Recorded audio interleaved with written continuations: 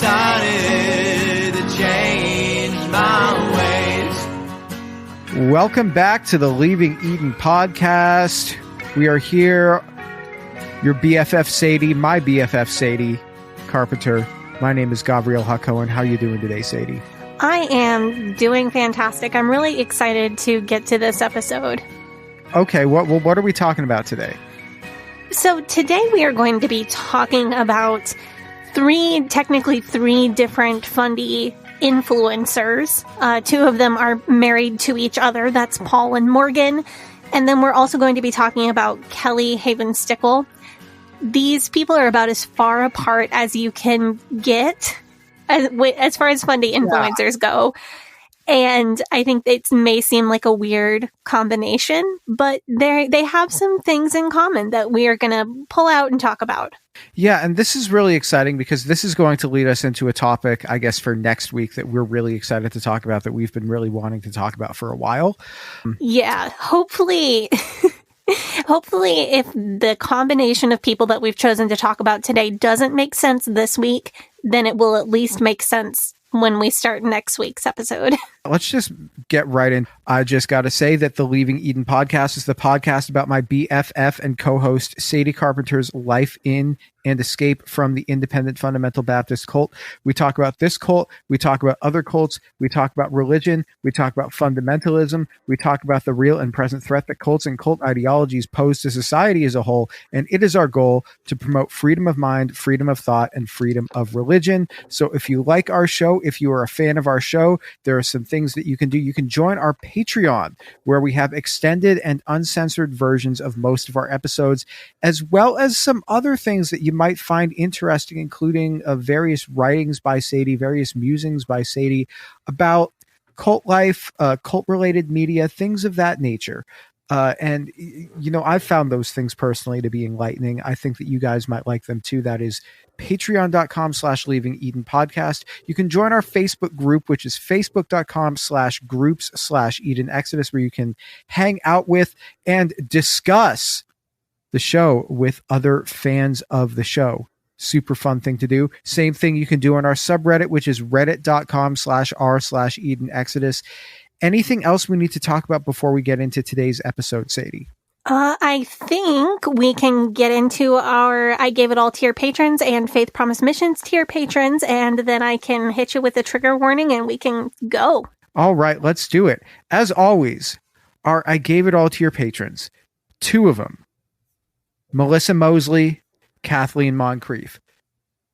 Two of you, I don't know, I can't thank you enough for being so amazing and supporting our show in the way that you do. It's just incredible to me. And I have similar feelings towards all of our Faith Promise Missions to your patrons. I am so thankful to have your support. But your names are Alex Todd, Anisha Patel, Brittany, Brooke Tully, Carrie R., Chrissa, comedian Big Sexy, Justin Bauman. If you've ever, if you're a fan of comedy, if you're ex-fundamentalist, look up Justin Bauman's comedy, because I've seen some of his some comedy from him on YouTube. He's very funny. He is very funny. He is very funny. He's a regular contributor in our Facebook group. Great guy, funny guy. Crystal Patterson, Dear Ethan Hansen, the musical. That's great. Eleanor Donahue, Elizabeth DeWorth, Emery Fairlosser, my actual BFF Meg. Well, I can have more than one BFF. Just want to let everybody know there that Meg isn't replacing Sadie in any way. My actual BFF Meg. Hannah Ross, Hillary. Oh, this must be a new one. Actually, it says new as in like half an hour ago. Oh yeah, today, the day that we're recording. Is it Hillary Chorney? It could be. No, I'm not going to say that. No, Hillary Chorney. Thank you so much. We have Jen Kaharski, Jessica Tambo, Jonna, Kat Hedberg. Thank you, Kat Hedberg. Fantastic. Kay Turwee, Catherine Schneider, Kristen Marie, Lauren Vanderwall. You're my Vanderwall. Yeah. You know? Mm-hmm. Yes. today is going to be the day that I'm going to throw it back to you, Lauren. Linda Morgan, Lindsay Goss, Lorena Watson, Michaela Upright, Madeline Antrim, Madeline Cusick, Marlena Stuve, Mary Martin, Megan Arendt, Mike Smith, Miranda Day, Rachel Bernadowitz, Rebecca Hoyt, Reverend Robert Stutz, Sarah Reese, Shane Horton, Stephanie Johnson, Susie, Tiffany Enderby, Walnut, Son of Walnut, and Wes the Cowboy. Thank you so much to all of these people. All of them. Yeah, thank you so much to all of our I Gave It All tier and Faith Promise Missions tier patrons, and to all of our patrons who continue to make this show possible. And all of our listeners in general. And all of our listeners. If you didn't download the show, then no one would download the show. That's true. We would be sitting here in my front closet talking to no one. Yeah. So I want to give you a quick trigger warning for today's episode. In general, we talk about a lot of potentially triggering topics on this show, including but not limited to suicide and mental health, racism, misogyny, PTSD and PTSD symptoms, child abuse, mental, physical, and sexual abuse, and spiritual abuse, including guilt, shame, and fear. In most episodes, we will mention at least a few of these topics. It's just what you get when you talk about a childhood in fundamentalism. But we try to avoid graphic detail unless it's highly relevant to the story that we're telling. And we do our best to give the audience a heads up before going into detail on any of those topics. This episode will contain discussion of infertility, depression, mental health, very brief mention of eating disorders, racism, white supremacy, homophobia. We'll let you know if we're going to dig into any of those topics in depth or give examples, but I don't think we'll need to on most of them. I think the mentions that we have planned are pretty brief. Yeah. Once again, the users over at the subreddit Fundie, Snark, Uncensored have been massively helpful in compiling this episode. Of course, we do our best to cross-check the information there with relevant sources, especially directly from the social media of the people that we're talking about, since these are social media influencers. But having all of the info in one place is really helpful. And we always feel like it's our responsibility to be clear and honest about where we're getting our information and internet users that were helpful in bringing it all together. The users and mods over at Fundie, Snark, Uncensored have always shown us so much love, and I wouldn't feel right if we didn't thank the sub right back. And before we start, one more thing I want to say, slight correction from last week's episode when I was talking about Dave Ramsey. There was a clip that I mentioned where I said that Dave Ramsey said something. It was not, in fact, Dave Ramsey who said the thing about the student loan repayment, about paying the loan back rather than taking the loan forgiveness. It was his daughter, but they were both on his show together. It was his daughter, Rachel Cruz. I think she's his daughter. Okay, so he endorsed that statement, but he didn't say it personally. It was a statement. I just misremembered the clip that I watched. It was a clip that was on his show. Okay. Yeah. I also want to say, by means of disclaimer, today we are talking about people who have true mental health struggles. And one of those people will be about a week postpartum when this episode releases. So we are not doing a zero snark episode here by any means. Mental health concerns don't exempt someone from their views, nor from their snarkable, lighthearted moments, but we may be a little more gentle on these people than we are on the Duggars, for example. Some of our Duggar episodes are just a rundown of every snarkable thing about a person, and that's not necessarily the intention of what we're doing today. Don't worry, we will snark. But today's episode turned out a little bit deeper, and if you stick with us, I promise it'll make sense. Okay, so who do you want to talk about first here? The first influencers that we're talking about today are Paul and Morgan Oliges. Do you want me to explain who they are for anybody who has not seen them? Yes. Okay. Let's do that. So Paul and Morgan Oliges, they go by Paul and Morgan. They are an insufferably smug Christian YouTube vlogger couple, similar to Girl Defined in the general, the look and a lot of the topics that they talk about. They do a lot of videos on modesty, dating, and that sort of thing. So before Paul met Morgan, he was a model and hairstylist in LA. He comes off very much like the kind of smug asshole that would go on The Bachelor and then have very strong opinions about the fantasy suites by the second week, Chris.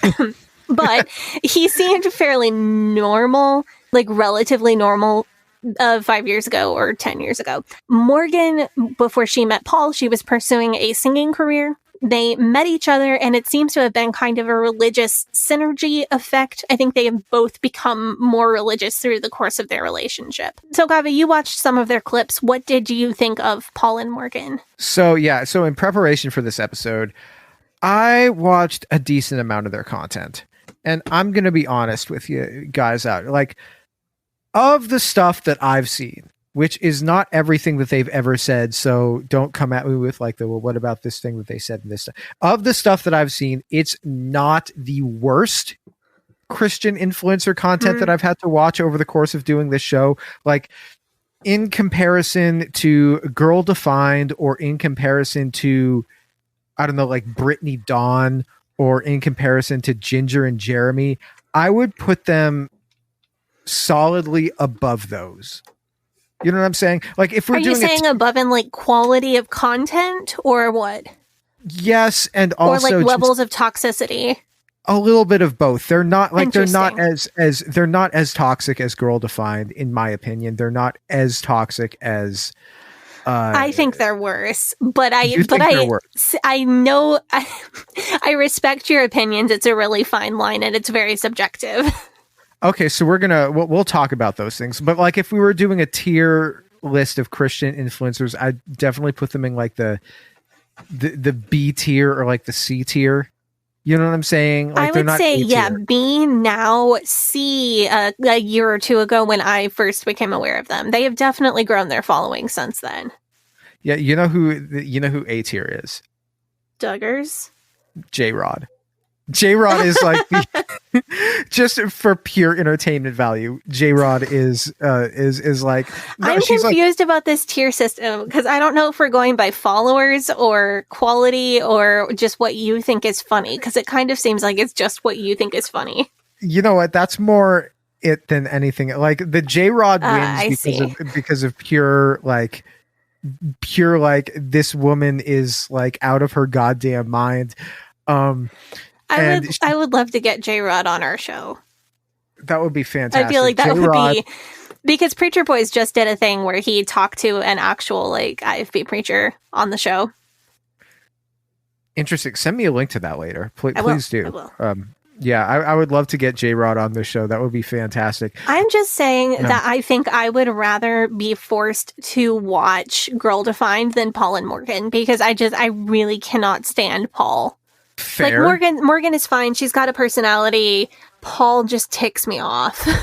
So there are a few things that make Paul and Morgan a little bit different than your typical Christian or fundamentalist influencers.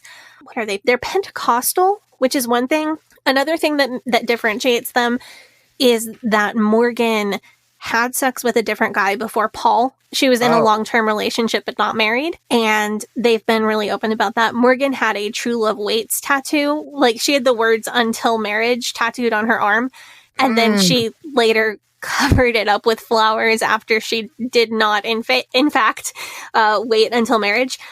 To be clear, I'm snarking on I'm not snarking on the extramarital sex. I'm snarking on getting a True Love Waits tattoo. Can I maybe say something in Morgan's defense here? You go ahead. I'm not denying that a True Love Waits tattoo is kind of cringe in general. Just not no dispute there. But Morgan is clearly cool enough to actually get tattoos. Okay. Like, you could never see Bethany or Kristen from Girl Defined getting a tattoo, even if it was like that's true. A cross tattoo somewhere or something, or like mess up Jesus. Their pure Aryan skin that way, knowing them. The Wagnerian True Love Waits tattoo is cringe. A True Love Waits until marriage tattoo is like cringe to the power of N, which is, however what value you want to assign to it. So Morgan did eventually, of course, marry Paul. She threw up at the wedding altar, which kind of seems like a bad sign. Think she just got stage fright or something. We're gonna talk about, okay, let's do their beliefs and what they talk about on their vlog channel, and then we'll circle back around to the state of their marriage. Did you see all of the thing that sticks in my head, all the anti-Disney stuff recently? Paul was apparently like a Disney adult before Disney quote unquote went woke, and then recently he's posted pictures of him like ripping Disney branded t-shirts off of his body. That absolutely tracks though, because Paul kind of looks like Prince Eric from Little Mermaid. That is Prince Eric slander. The whole Little Mermaid comparison might actually work as far as the whole wife/girlfriend without a voice thing. That kind of tracks.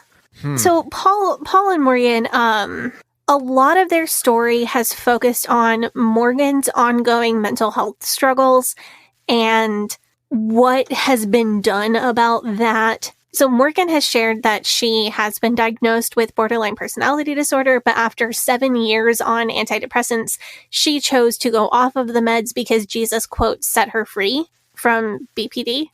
That is a rough diagnosis. It is. That is. And having BPD is definitely neither a monolith nor, in my opinion, snarkable. I really hate the stigma of mental illness in general. BPD gets an extra bad rap. It's just a thing that's in the media as like, oh, everybody who has this is a total monster. And that's obviously not true.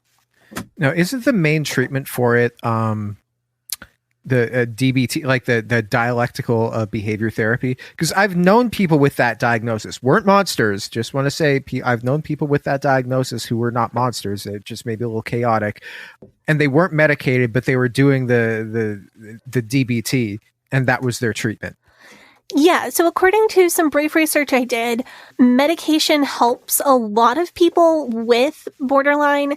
It's because that there are so many comorbidities. So usually somebody who has borderline is also going to have depression and anxiety, but is also at much higher risk for having bipolar as well. So usually if somebody who has borderline is on medication, the medication helps with the comorbidities. And then the dialectical behavioral therapy or whatever other kinds of therapy that they're in is the main treatment for the actual BPD. Does that make sense? Yeah. Yeah. So question. Yes. Was Morgan telling other people with serious mental health disorders to go off the meds without medical supervision because of Jesus? Yes. Not personally, not like in her comments, somebody being like, I have this disorder. Should I go off my meds? And then Morgan saying yes. That's not something that I've ever seen. But Morgan, through her influencer job, her position as a person with a lot of followers, does encourage in general that people who are medicated for mental health concerns go off their meds and try to just go on Jesus instead. That's a bad idea. Yeah, it is. It is not a good idea. Would it surprise you if I told you that influencing other people to not follow medical advice or best practice is kind of a running theme with these two? That doesn't surprise me. That they seem like the type that would be also hella anti. So they are anti-vaxxers and like COVID non-believers and all of the associated nonsense with that. But also, Paul and Morgan experienced infertility for several years. Morgan chose to go to a naturopathic doctor, which is not the problem. The problem is that the naturopathic doctor gave her a combination of herbal supplements that ended up making it less likely for her to get pregnant because they messed with her hormones. Morgan did finally get pregnant. Of course, she attributed this to God and not the actual fertility treatments that she did after leaving the naturopath. So she was with a naturopathic doctor. She quit going to that doctor, went to an actual fertility specialist, and then got pregnant and said it was God, which is fun. I mean, I was raised by a physician. He told me that that's like a regular occurrence, is that you'll help somebody out and then they'll say, oh, thank God. You know, it's like a joke in the medical community. Right. That's like, I mean, if you were somebody who's very much a believer in the intervention of God in your daily life, you could say, thank you, God, for giving the doctors the education and the wisdom to choose the right treatment for me. Or thank you, God, for giving me such a smart doctor who knew what to do. Anyway, Morgan finally did get pregnant after actual fertility treatments, but she is now planning a home birth, and she's cheaping out on a midwife, even though she's been diagnosed with placenta previa, which is pretty concerning.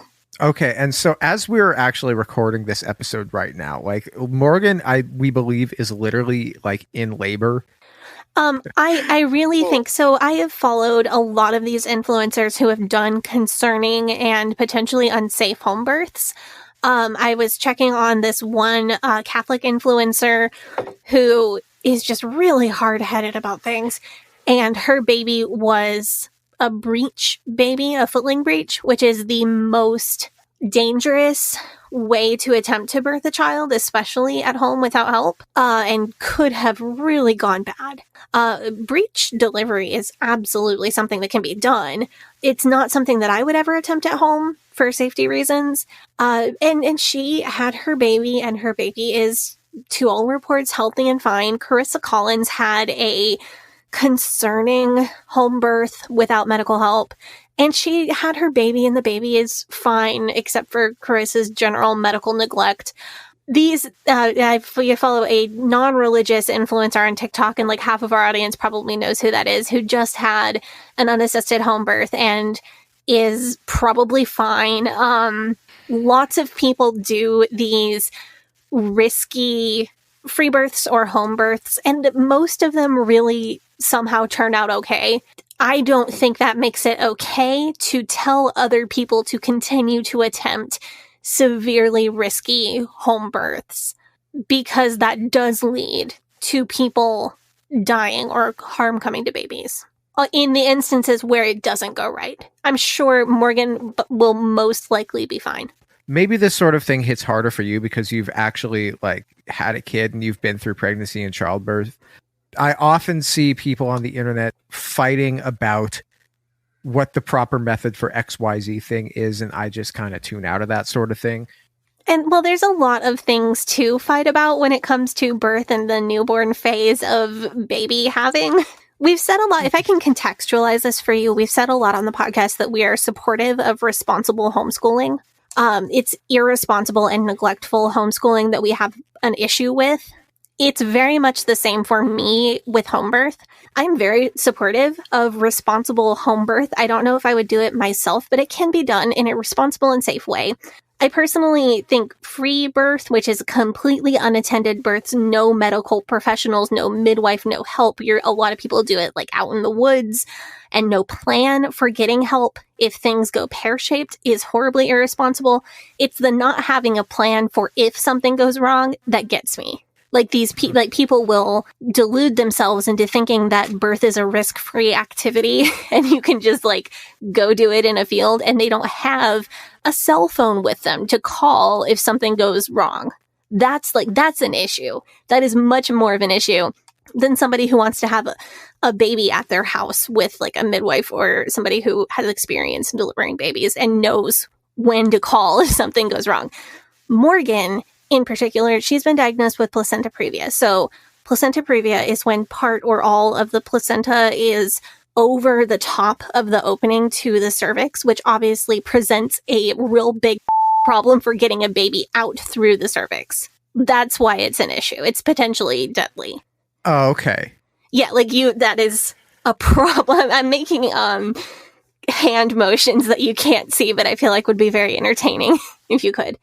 But that's the sort of thing where if you go to a hospital or a birthing center or something like that, they will know what to do in that situation. But if you're just there by yourself, then that's like a right, because it can cause the mother to hemorrhage or the birthing person to hemorrhage very easily. And if that happens, you need intervention like right now in order to not die.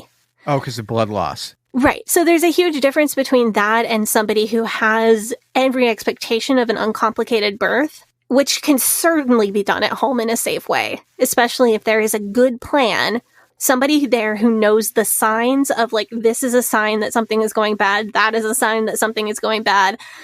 I am going to call and get an ambulance here, and they will be here in 5 minutes and everybody will live. So there are a lot of risk factors to consider.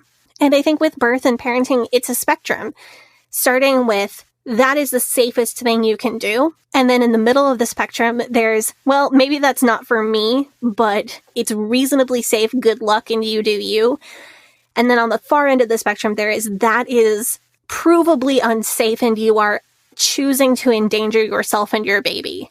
And to me, what Morgan is choosing to do is on the end of like you're choosing danger when you don't have to. Is Paul going to at least get some training beforehand to figure out what to do? I would hope so. He typically exhibits a lot of disdain for women, so I'm not optimistic. So she's just going to be there. She's going to white knuckle it. You know, that he's going to sip some coffee, maybe wait for the baby. Or maybe he'll pull a Josh Duggar and fall asleep on the couch. Or pull a King Robert and go hunting. Who knows? Is he going to at least clean up afterwards? I assume that Morgan cleans up everything because Paul and Morgan have supported Lori Alexander, transformed wife, in the past. So she's going to have the baby and then she's going to have to like by herself and then she's going to have to clean up all the mess. And I assume. I don't know. That's... So I just checked her Instagram. He is making cooking videos while she is laboring in the background at the moment. Really? Yeah. What? That is bonkers. Literally, that was 3 hours ago, but that is, I just checked their Instagram and that's what came up. Jesus fucking Christ, dude. He's talking about the book of Proverbs. It's a choice. I know that for like, with this like home birth stuff, I know that for a lot of families, I know that the first child, a lot of families go really hard into the whole, oh, we have to do everything perfectly. And then, you know, baby 2 and baby 3 comes around and mom's just like, yeah, this vitamin, this Mozart belly headphones, that doesn't matter. I'm going to dip pickles and marshmallows in queso and drink nothing but Bloody Mary mix and orange juice for the entirety of my pregnancy because that's what I wanted. Like, do you think that maybe there's some like added pressure because A, it's the first child, B, they have like influencer status? I'm glad you asked that. I do think there is a lot of pressure on them. So one, there's influencer. They have to be an influencer.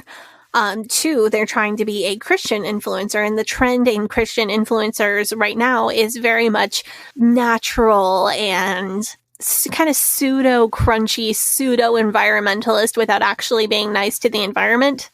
Also, this is their baby that they waited a very long time to be able to conceive, and that puts a pressure on people that I think is really natural and normal. I think a lot of people, like I've had friends who experienced infertility and then were finally able to get pregnant. And that is very normal to put a lot of pressure on yourself when you're in that situation. I also think somebody on the subreddit really hit it on the head. They said that she had healing hands laid on her by church members. She had all of these prayers from the church members around them that she would, number one, that she would be able to overcome her mental health struggles, and number 2, that she would be able to get pregnant. So as far as the mental health struggles, she had all of this support from people around her in the moment, and so she felt better for a minute, and she said, oh, Jesus must have fixed it. And now, whether she still feels better or not, she has to keep up the illusion that she's still fixed, because Jesus fixed it. So now she doesn't have an out to say, oh, no, actually, it's not fixed. It's not all better. With the pregnancy, God told her, according to Morgan, that this is going to be fine and safe. And she has said publicly that she's got all of these people praying for her and that God told her that it's fine and safe. So now she can't back out, or she would basically be saying that she doesn't trust God. Wow, that is a lot of pressure. So I think that's how the mental health stuff and the pregnancy stuff ties together. That's really manipulative too from the church. It's rough. That's right. And this is a question, that's going to come up again in the second half of the podcast, is is this pressure internal? Is it coming from Morgan, or is it coming from the people around her? And my gut feeling would always be both. It's almost always both. So do you ever look at the comment section under their videos, under their Instagram, on their YouTube? Not whatever? Really. What's it like? Most of it, I'm trying to put this in a way that isn't going to offend our fans, but it's not dissimilar to the nature of the comments that are in our Facebook group when I post a new episode every Monday. Like, it's people sharing a personal experience that relates to the topic at hand and saying, thank you so much for addressing this topic. You had so much wisdom on it, blah, blah, blah, blah, blah. But then every once in a while, you'll see a comment that's really cutting into them, and not from the sort of like, oh, purity culture is bad, or your views on LGBT people are hateful, or, it'll be cutting into them from the angle of the only way to do X thing is this. And if you don't do that, then you are leading people onto the wrong path, and the light of God is not with you. Like, it's that sort of thing. And that is very much a charismatic thing. So Paul and Morgan were heavily involved with the charismatic movement. Is that speaking in tongues? Yeah, speaking in tongues, but also prophecy was a huge thing in the group that they were involved in. And they were involved in this group way back when I first became aware of their existence.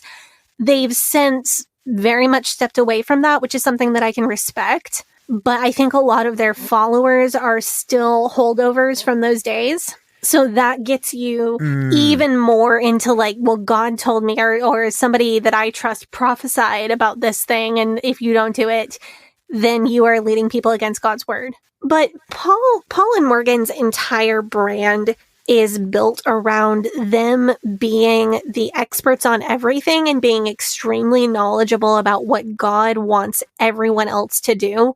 A lot of their videos are like, should Christians do this? Should Christians do that? Should Christian men wear nail polish? Should Christian women have long hair? Like that sort of thing. So like their brand is like, we know all the answers. I mean, that's kind of most Fundie's brand though, right? True.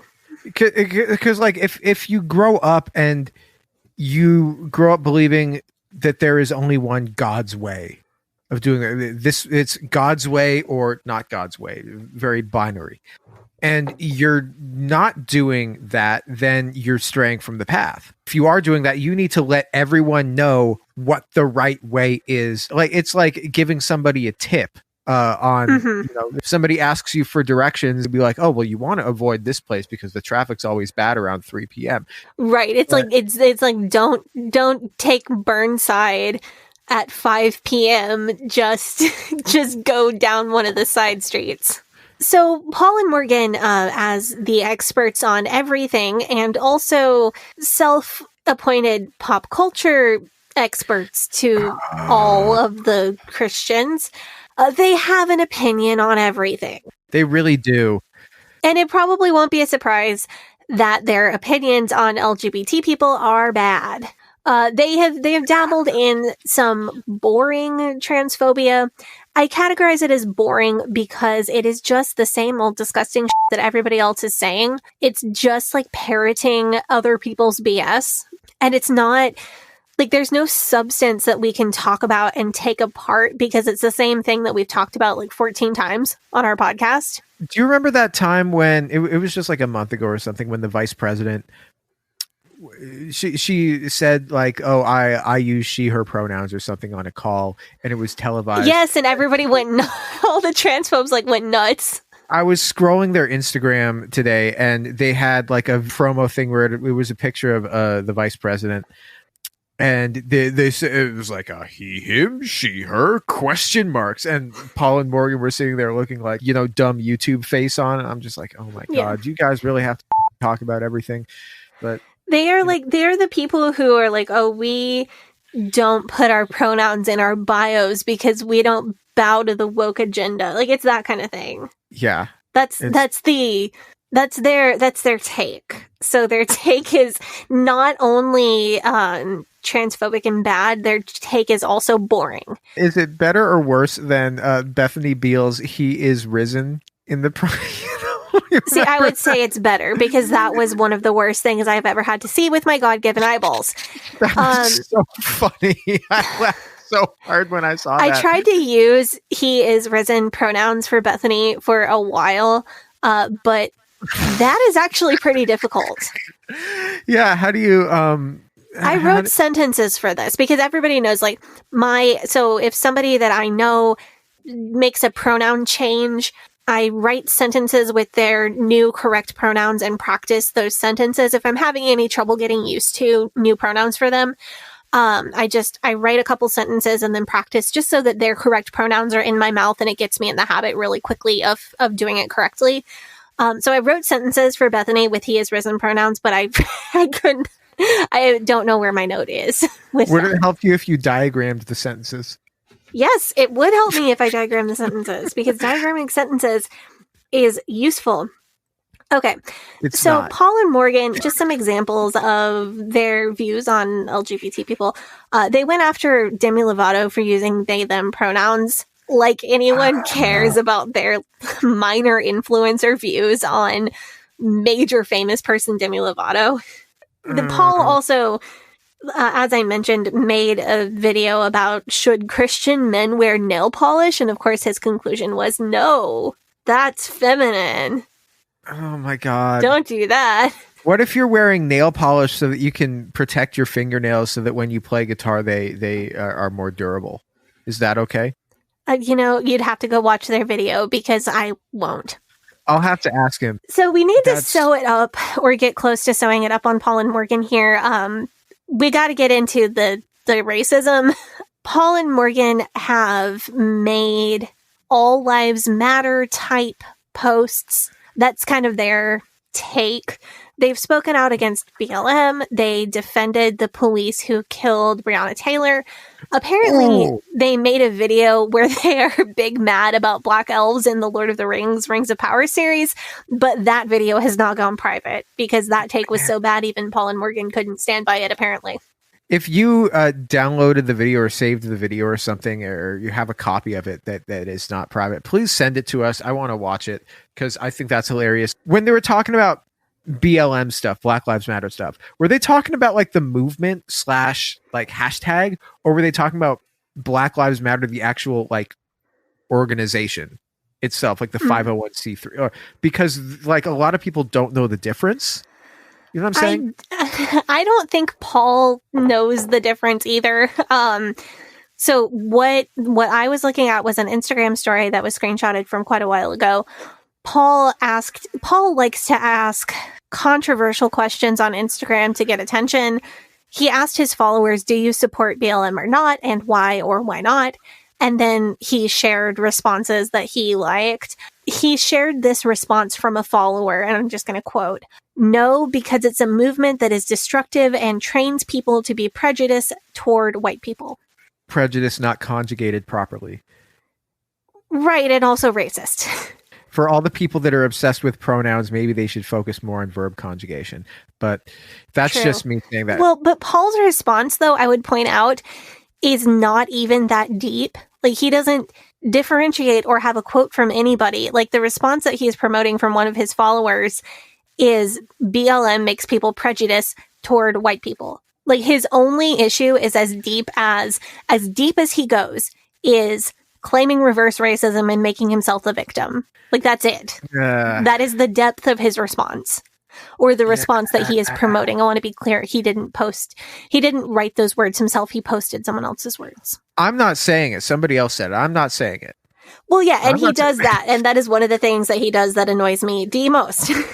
Yeah, that's really, if you stand behind your beliefs, you'll say what you mean, and you'll say it from your own mouth and not, do you mind if I share a little bit of a controversial opinion though? Oh yeah, sure. Go for it. Okay. So for me, the bar for these Christian influencers is so low that I have zero expectations that they would not be hateful to transgender people, or that they would not misgender people, or that they would not say some racist time to time. You know what I'm saying? Like, sure. This is what you expect from a Christian influencer. Right. I know that we have to hold people to a certain standard. And as soon as I looked at their first video, there was zero doubt in my mind what their opinions were about Black Lives Matter, what their opinions were about transgender people, what their opinions were about the LGBTQ rights movement in general. So this is not to defend them in any way, because I don't want to seem like I'm at all co-signing anything that they're saying. I do, however, want to point out that there are a few points that they've made that kind of make sense to me. Okay, I'm down to hear this. I get that. I feel like you're saying the bar is so low that they are at least not below the very, very low bar of shittiness. Right. Right. Okay. They're Because I mean, they're awful. They're awful. But if they said a couple of things that didn't make your skeleton try to leap out of your body through your mouth to escape, I'm fine with you highlighting them. Also, when you were saying Paul asking questions to his followers, I wanted to say, do I know what rhetorical means? I know what rhetorical means? One of the best jokes in Simpsons history, honestly. We have a Simpsons themed podcast episode coming up, by the way. Watch for that. Kat is going to be really happy. It's going to be so fun. I've watched a decent amount of like Bethany and Kristen stuff, and almost everything that they say, and I was just like, that's wrong, that's wrong, that's wrong. Like, is like the bar that I'm looking for is are they saying anything at all that I can be like, okay, that kind of makes sense. So first of all, I want to say this is probably due to misogyny in the church, that they talk more about theological concepts than, say, Girl Defined does. The caveat to this is that it's usually Paul talking about the theological concepts, because Girl Defined is more about the specific topics that women are supposed to talk about, which is not theology, because we leave theology up to the men. That being said, I watched a video from Paul in which he said that just because somebody seems to have the Holy Spirit working in their life does not mean that their prophecies are above question. That seemed like a good piece of advice. Yeah, that does not seem wrong to me. Yeah. And so another piece of advice that I saw was, do not read into tiny things in your life believing that God is sending you a secret message. So like if you see a license plate that says something, that's probably not a message from God. If you're stubbing your toe, that's probably not a message from God. If there's a grasshopper landing on your arm, that's probably not a message from God. And from doing this show with you and hearing from all of our listeners, I think that there's a lot of people who, if somebody had said this to them, if they had had this teaching when they were growing up, it would have saved a lot of people a lot of stress and anxiety growing up. Okay, that's true. That is a good point.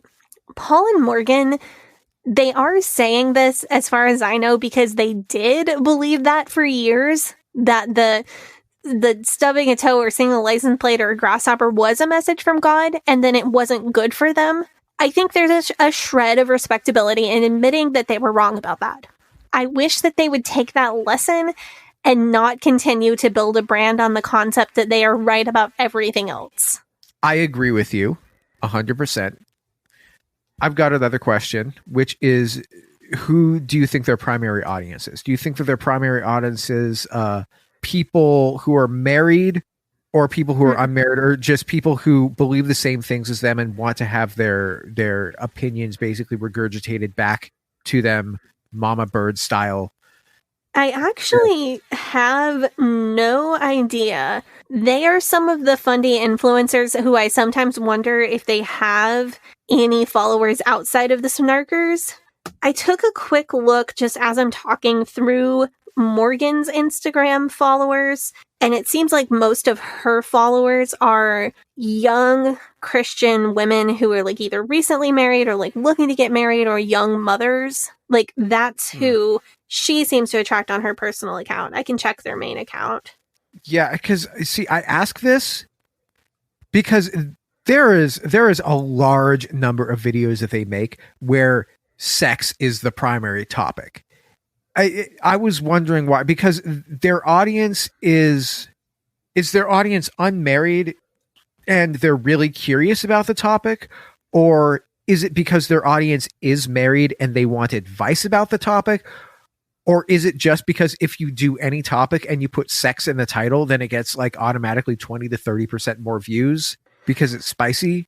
Just looking through, it does look like a good portion of their followers are young married people.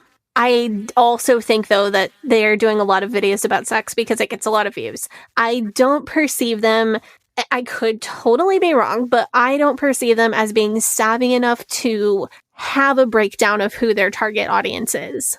Like, I don't think they're good enough business people to have, like, I don't think they've ever done like a business model where they talk about their target demographic. Right. I Could think be wrong, but I don't think so. So, because with a lot of their content, and this is especially with like the content relating to sex, there is a level of weird voyeurism to it, in that they go out of their way to put the romance in their relationship with each other front and center. Like at the beginning of a video, Paul kisses Morgan on the cheek, like as that's like the intro to their video. You know, they'll talk about sex all the time, and they like, and from time to time they'll bring up things that they've done, things that they've tried, but they'll use a lot of euphemisms in a really sort of gross and creepy, but also braggadocious way. So that's a thing that a lot of fundies do. It's intended to obscure the meaning from people who are too young to get married, while being clear to the people who are married. That is what I think. That's why I think a lot of fundies use a lot of euphemisms. Paul and Morgan also, it can come off as very juvenile. It's what I imagine high schoolers who are allowed to date are like. And maybe that's part of why they gross me out so much. It is a bit like that. That's a good observation. I think they want to remind everyone around them, it seems to me, that they have this relationship almost as like a status symbol, which is very juvenile. I just remember, I remember being 16.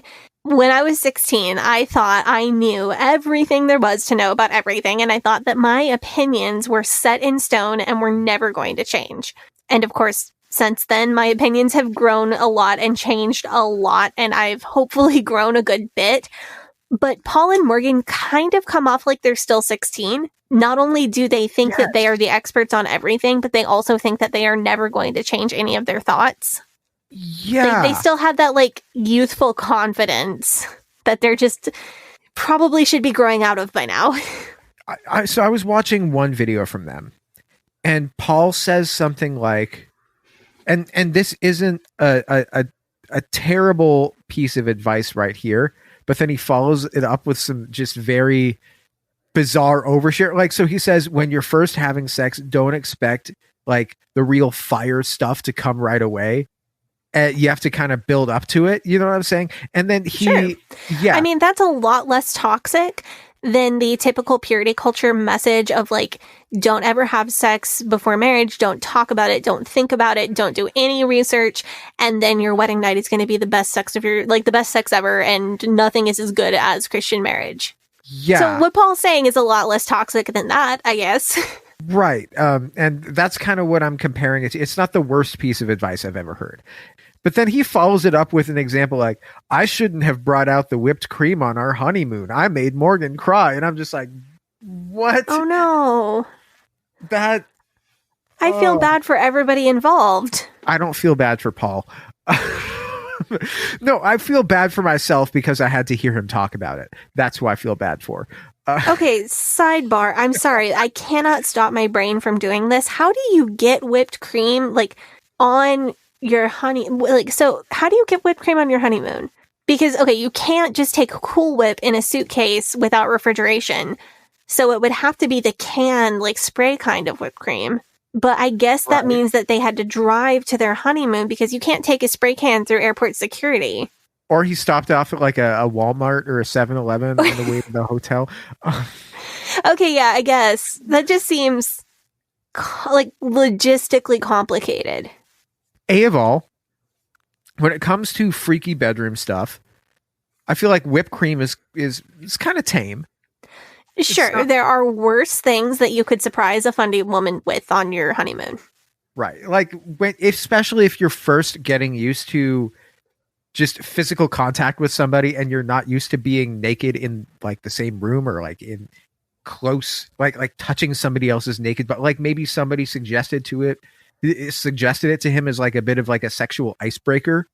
I don't know. I still don't understand what you could do with whipped cream that might make your partner cry unless he like got it in her eyes or something by accident or. Well, what Paul is implying is that she cried from being overwhelmed. A lot of religious brides cry on their wedding night. Like that's very, very normal because it is such a high, and I think we've talked about this related to some Duggar kids. It is such a high pressure situation. And you've been taught to be ashamed of your body and to never touch anybody. And you've been taught that your worth lies in your virginity. So now you are in a situation where it is not only maximum pressure to you're going to lose your virginity right now, but also everybody in your family and friends knows about it.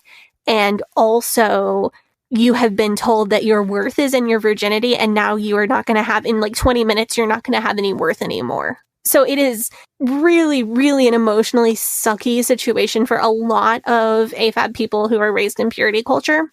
And Paul is implying that that was the situation, but I don't necessarily think that's what happened that made her cry. Interesting. What's your theory? And this is conjecture. Paul has seemed very condescending in multiple videos about Morgan's prior sexual experience that I mentioned up at the top of the show. Even though Morgan has said that she felt pressured to have sex with her previous partner, and even though she says that she believes that God has forgiven her and restored her from that experience, Paul has really talked down to her about it. And it certainly appears to people who don't know them and are not in that relationship that he has made her feel less than over the whole situation. If he made her cry on the honeymoon, my money would be on him saying something insensitive about her previous experience.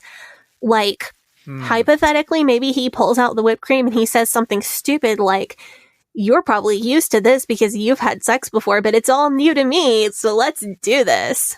Like, that is what I would see being the thing that made her cry.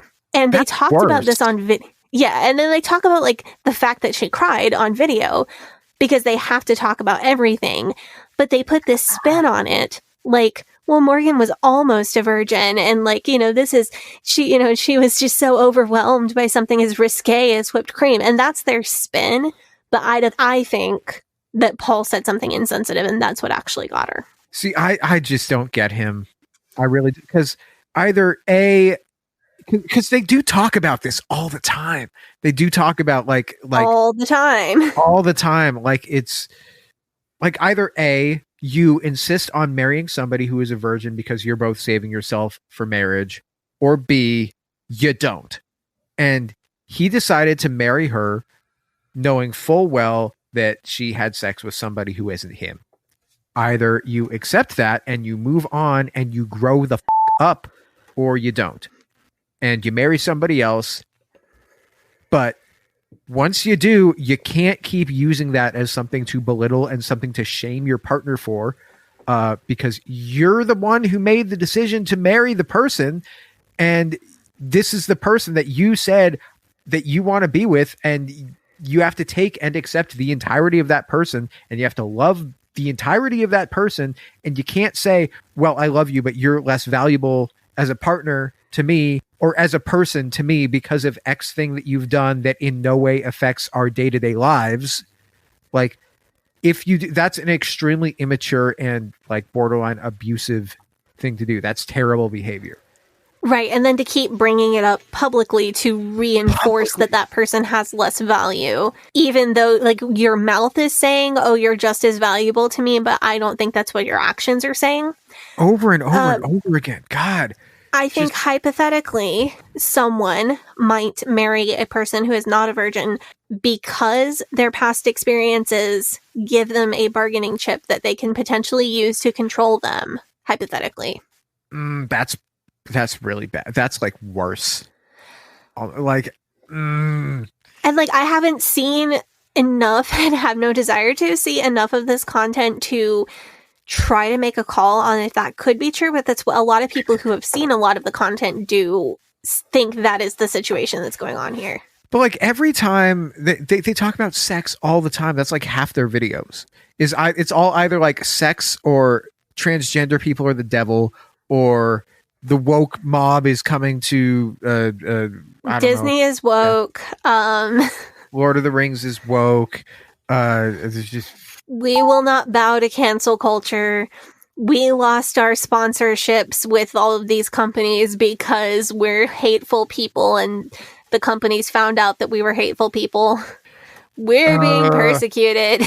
I swear, if these people knew what it felt like to actually be persecuted for your beliefs or persecuted for something real, then they would like melt like ice cream on the sidewalk on a hot day. I swear. I fucking swear. I just no like so was Morgan raised in fundamentalism?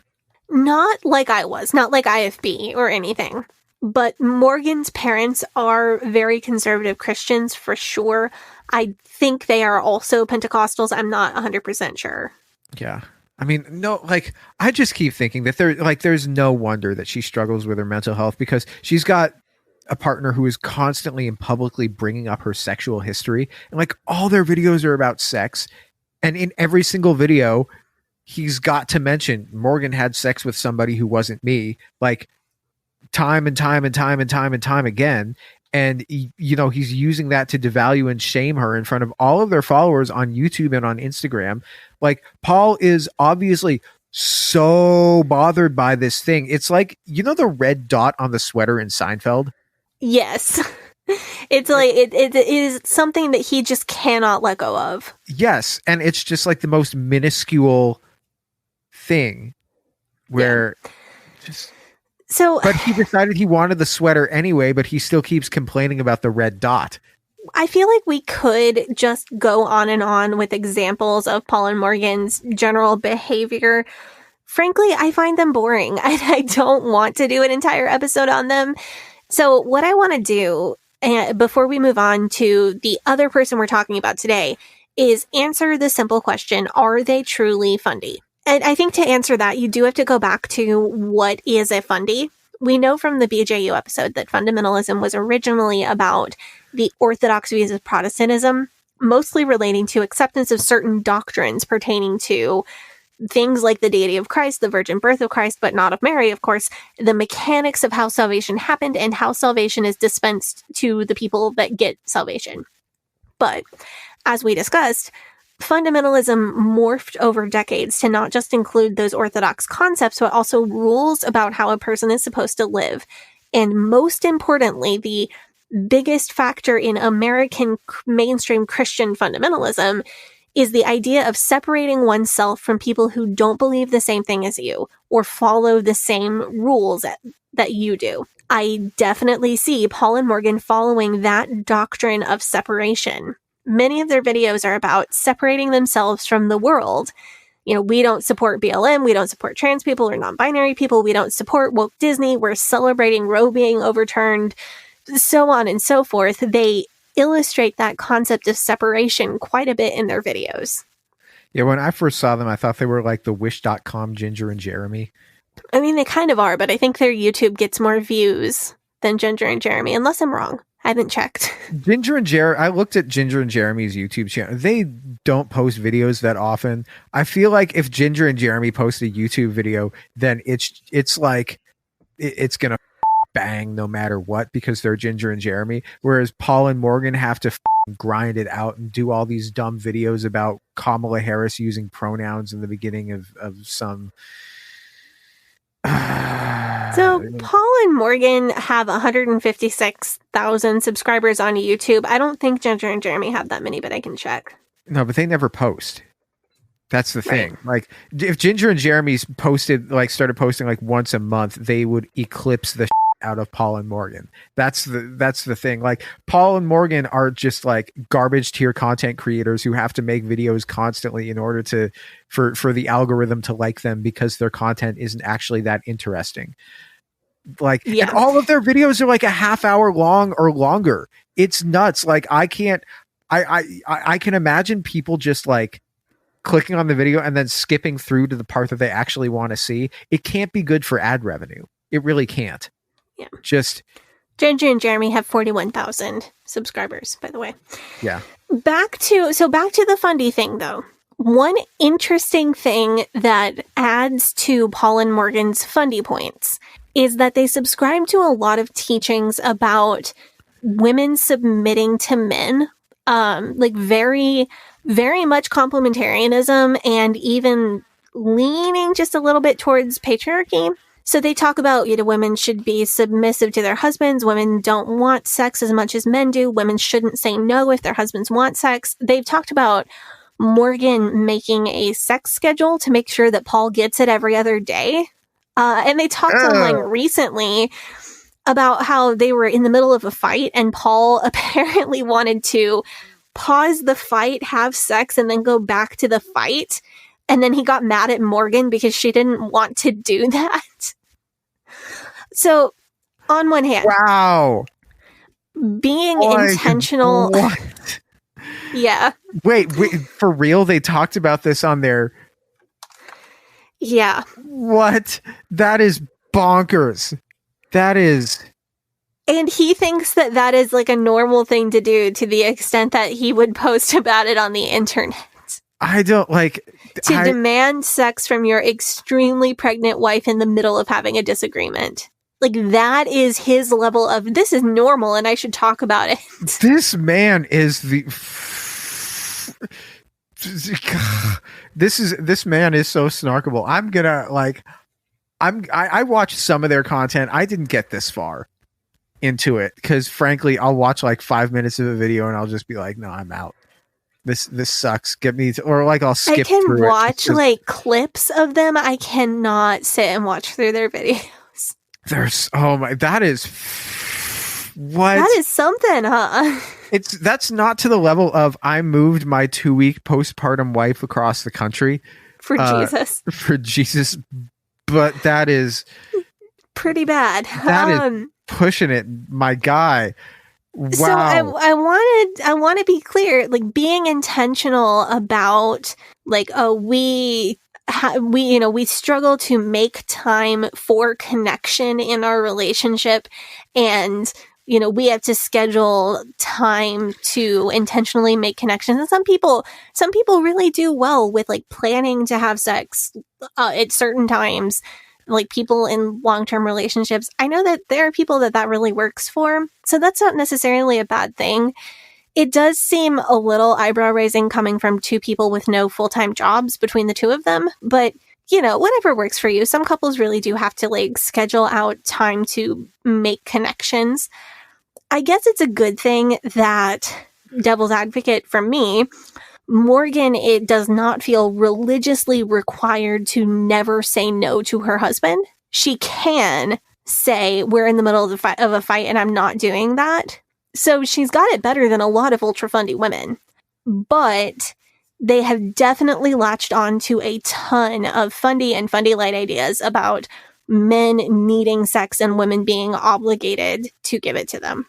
That is so imagine this, like, we need to pause this fight. I'm horny. That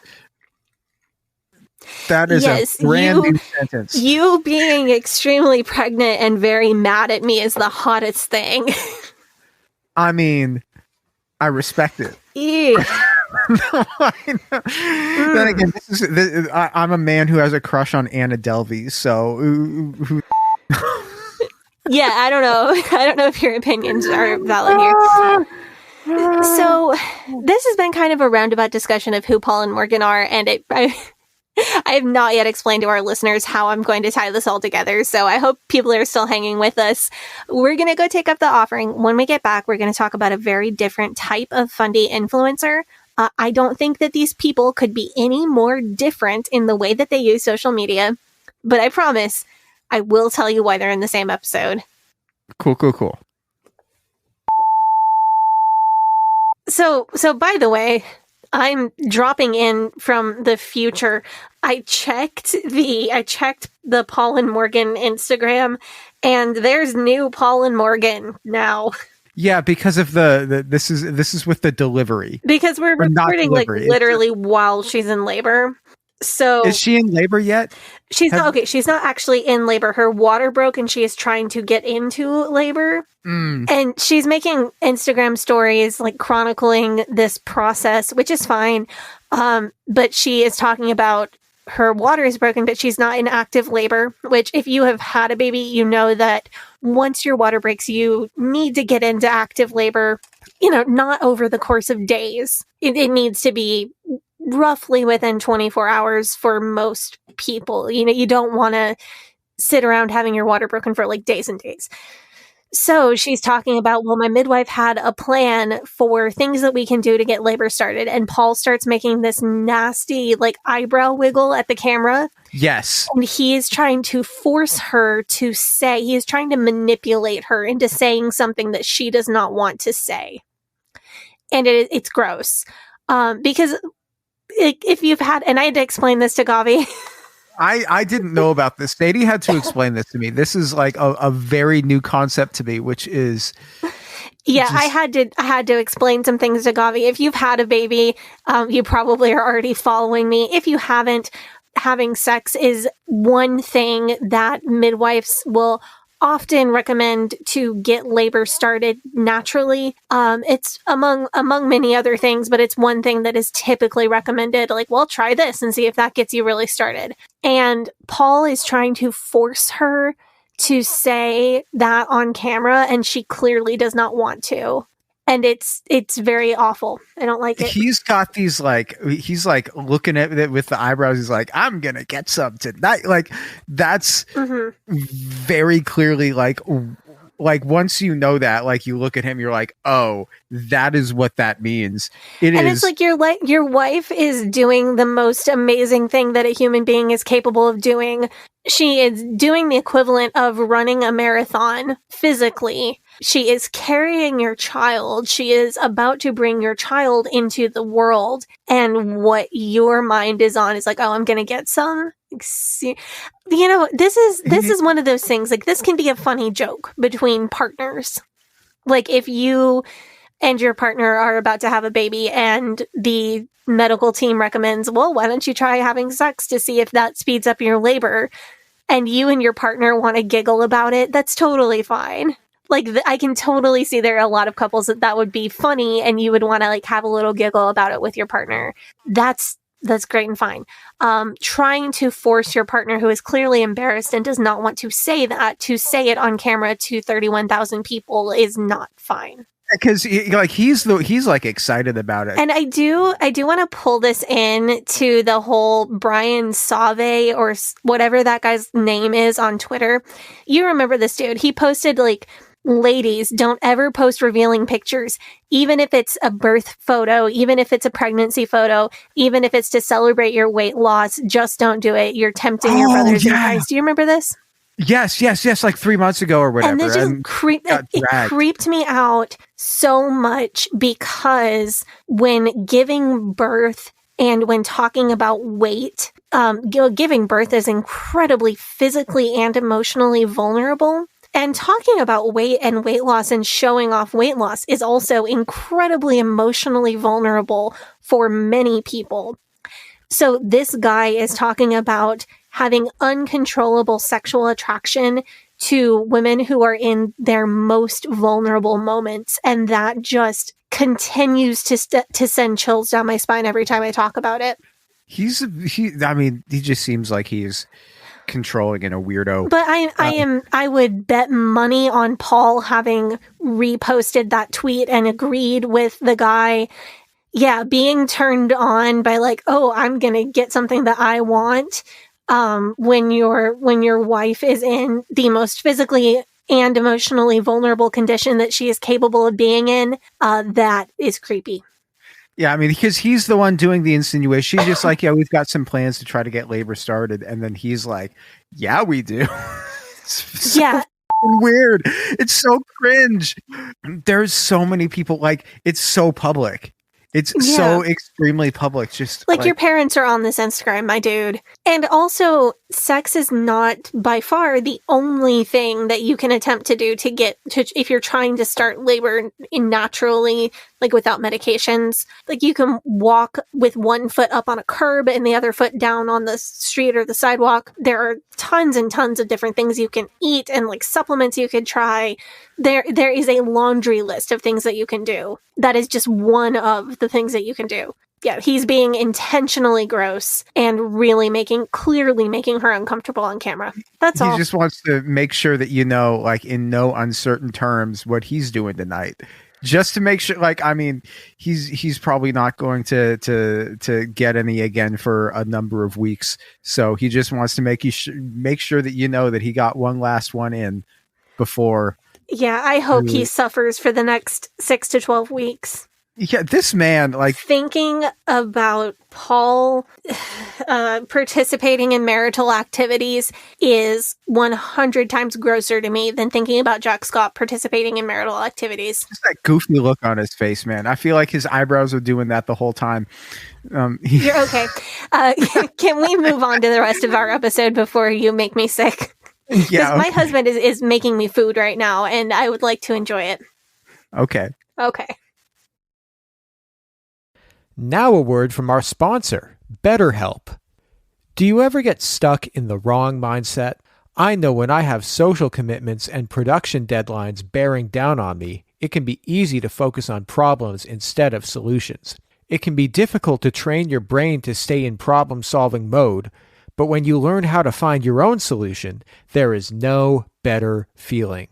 A therapist can help you become a better problem solver, making it easier to achieve your goals, no matter the size of the task at hand. Therapy has helped me focus on small and doable steps that I can take in my life to improve my situation, and the benefits have been astounding. I find myself thinking more clearly and expressing myself more effectively. I have also used therapy to find healthier ways to express my emotions rather than keeping them all inside. If you're thinking of giving therapy a try, BetterHelp is a great option. It's convenient, accessible, affordable, and entirely online. You can get matched with a therapist after filling out a brief survey and switch therapists at any time. When you want to be a better problem solver, therapy can get you there. Visit BetterHelp.com/Eden today and get 10% off your first month. That's BetterHelp.com/Eden. Hey, Sadie here. If this is your first time listening to the Leaving Eden podcast, make sure you go back and check out episode 57. It's a primer episode for new listeners. That episode tells my personal story and gives you all the terms and information that you'll need to know going forward. Also, check out our cult true crime series, The First Family of Fundamentalism, so that you can get the whole cult story. If you like our show, you can support us by joining our Patreon, where we have extended and uncensored episodes as well as other bonus content available. You can also join in the discussion in our Facebook group. That group is called Eden Exodus. Tell a friend, tell a family member, tell your worst enemy. The Leaving Eden podcast is a fully independent podcast, and we really appreciate your support. Now, back to the show. All right, we are back from our break. You know what we need, Sadie? We need a palate cleanser from Paul and Morgan. Let's talk about somebody who is A, less terrible, and B, more interesting.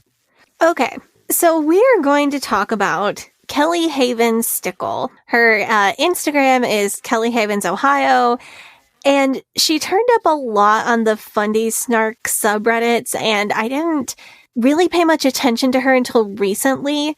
But when I did start learning about her, I learned some things that made her somebody I wanted to talk about this week before we get to next week's topic.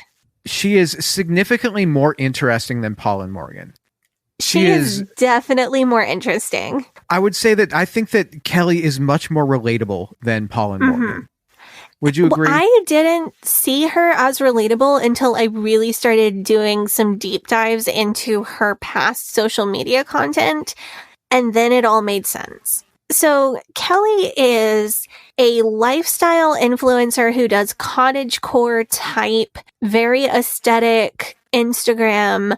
So mostly she will post a picture and then she will write a caption that talks about the beauty of slow living or something that she feels that God has been speaking to her about lately, and some Bible verses and the beauty of biblical womanhood and stay-at-home motherhood and homesteading. And like, that's her niche. Kelly was not always Fundie. She was studying English at Kenton College, and it seems very sudden that she went down this 1800s cosplay Christian influencer path. And I need to say this in no uncertain terms. Her Instagram grid is fire. Okay. Like, she is aesthetic AF. Every picture looks good, and not in like a basic influencer way. Like, her pictures have good composition, good lighting, the set piece, like her house and her where she lives, that as like a set piece, fantastic. Yeah, Fantastic. She knows how to set up a shot, and she knows how to commit to a theme, because she dresses almost completely in clothing that would work on the set of an Anne of Green Gables movie or TV show. There's a good reason for why her grid is very aesthetically cohesive. Why is that? So Kelly was like an artsy Flickr girl, and I should note, an actually talented photographer for almost 10 years before she started doing whatever it is that she's doing now. So just for the record, whatever it is that she's doing now is romanticizing every detail of her life while living in an old house and wearing like late 1800s prairie cosplay. She will like use a butternut squash as a decoration in her house, and then, which is not in itself inherently super cringe. What is super cringe is that she will write a massively wordy Instagram caption that's like very flowery and very formal about the goodness of God to bring in the harvest, and may God ripen me to be the fruits of his kingdom, like this butternut squash is the perfect harvest of my garden and my home. And as I raise my children, may God bring them into full bloom as well through the power. Like, that's how she writes about this stuff. Also, her bread is really bad. I just have to say that. I mean, you're a baker, so you can judge people on that. I am a baker. Her bread is snarkable. A lot of things about her are not. Her bread is snarkable. She's recently been known for putting dandelions in food. The flowers or the greens? The flowers. The greens. The flowers. It's safe. People ate a lot of dandelions during the Depression. It's safe. It's just like slightly odd. And then it's really odd when she's writing about how these flowers bring to mind the sunshine of God's love, and like a 500-word caption about it. Like, everything is an object lesson. Yeah, but like to an extreme previously unknown to the Fundies. Like, not even Bill Gothard can make object lessons like this. Kelly has also been known for less than safe baby raising. I think that baby proofing just really messes up her 1800s aesthetic that she's going for. She tied a carrot. She has like weird, she has a baby mobile, like a thing that you put the baby on the floor and hang things over their head for them to play with. I had one of those for Chuck, but hers is like a rustic stick, and she hung a carrot on it, and like the carrot was the baby's entertainment. Again, like this isn't that far off the beaten path. It's the way she writes about it that's odd. She also has a podcast where she talks about God's grand dreams for her life and finding the beauty in everyday things in extremely flowery and rambly language. Does she have guests on, or is it just her? As far as I know, it's just her. I have not listened to this because I don't have the attention span. She also talks about her life in rural Ohio. Much like the Plaths, she lives in a house on the edge of town. But the way that she sets up her shots, she really wants to make it look like she's out in the middle of nowhere. Yeah, so I'm going to be totally honest, Sadie, is that I don't like or feel good about snarking on her. That's just my personal opinion. I want to put you at ease. We have done most of the snark that we're going to do on her at this point in the episode.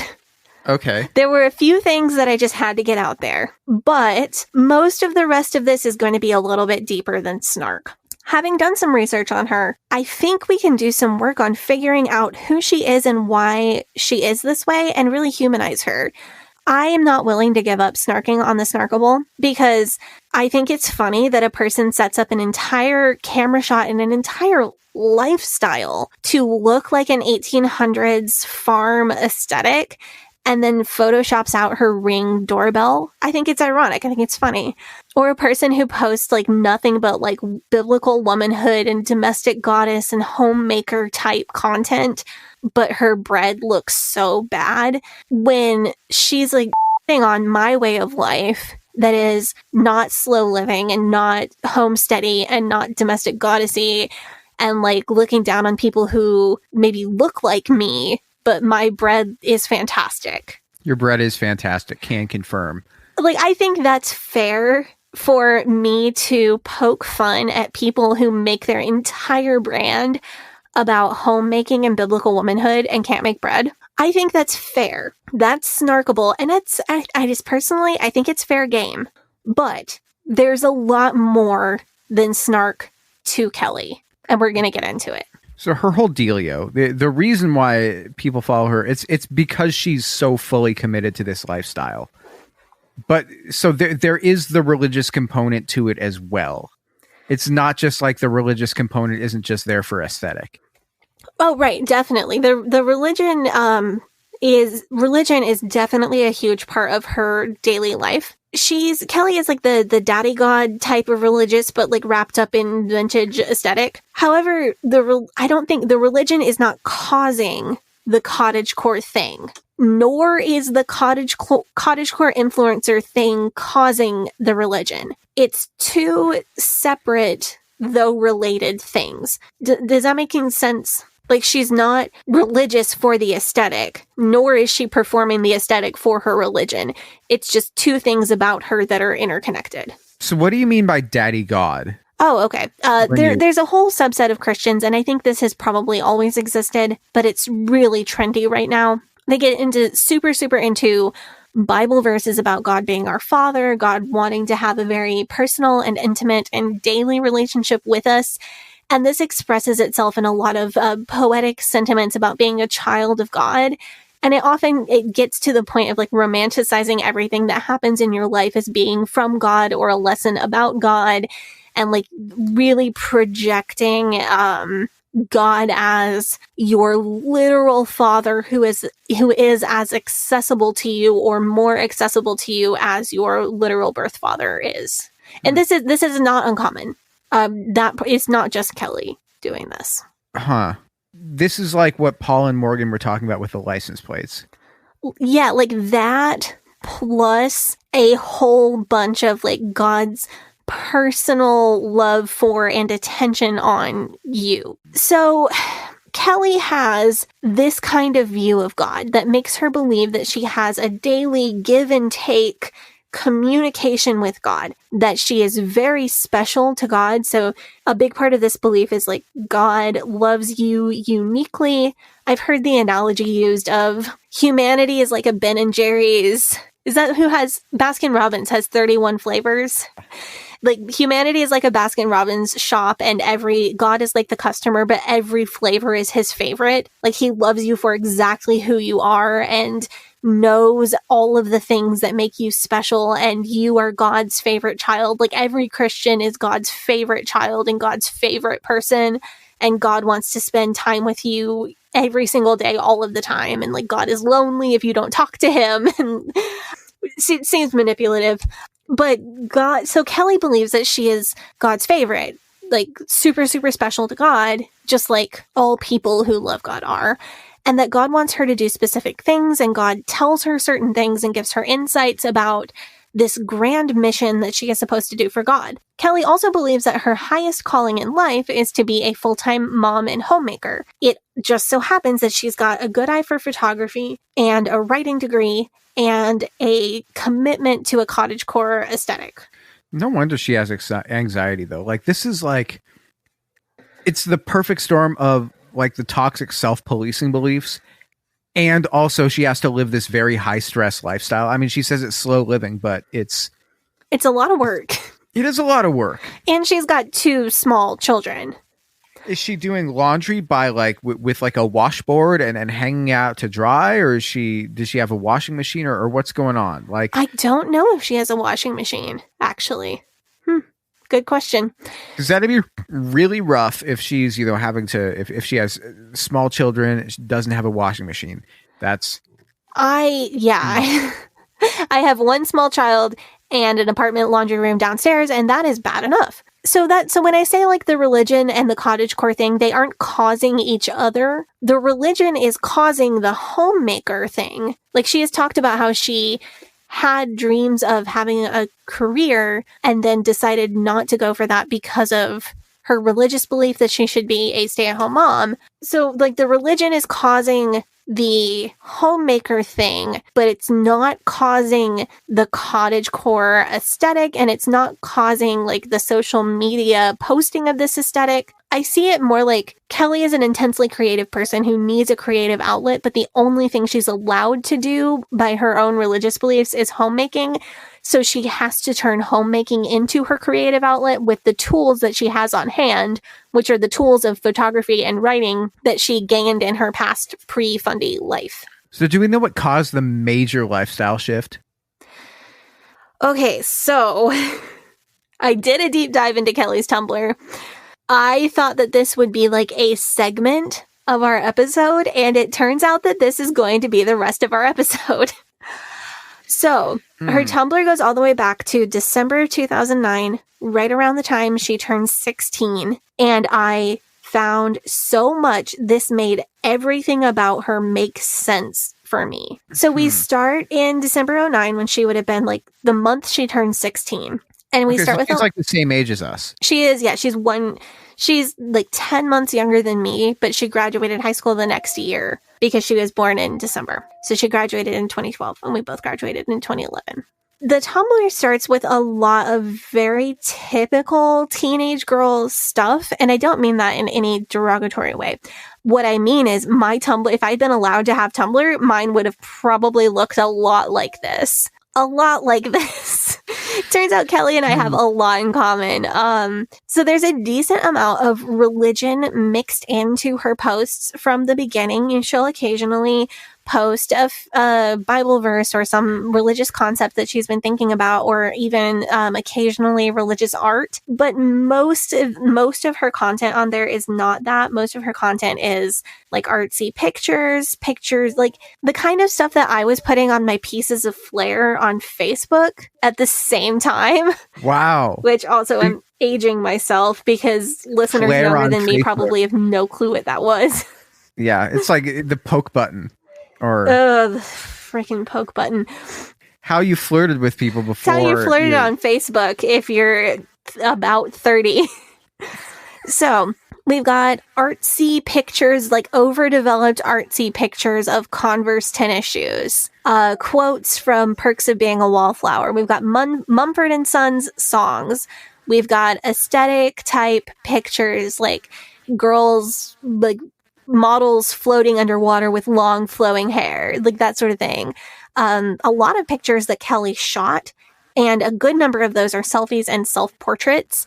And they look great. They look amazing. She has a fantastic photographer. She clearly has both a natural talent and has put in a lot of work into photography. She also writes a good bit on there, kind of a mix of like journal entries and kind of thoughts about the world, and she's developing her worldview. She's very precocious with her writing style, lots of big like dictionary words, very advanced language skills. She talks about how much she hates being a teenager, how she wants to grow up and get on with her life, how she doesn't like school, and how she feels like an outsider. Once again, very relatable. Extremely. This could have been my account. This is very me as a 16-year-old.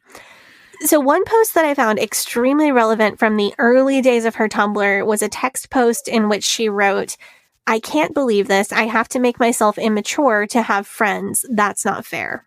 Like, I kind of feel you there, Kelly. I relate to the frustration that many people want to have casual and seemingly meaningless conversation to get to know you before they want to share their heart and soul with you and sit out under the stars and talk about the meaning of the universe. Like, I get the feeling like I have to dumb myself down for the people around me.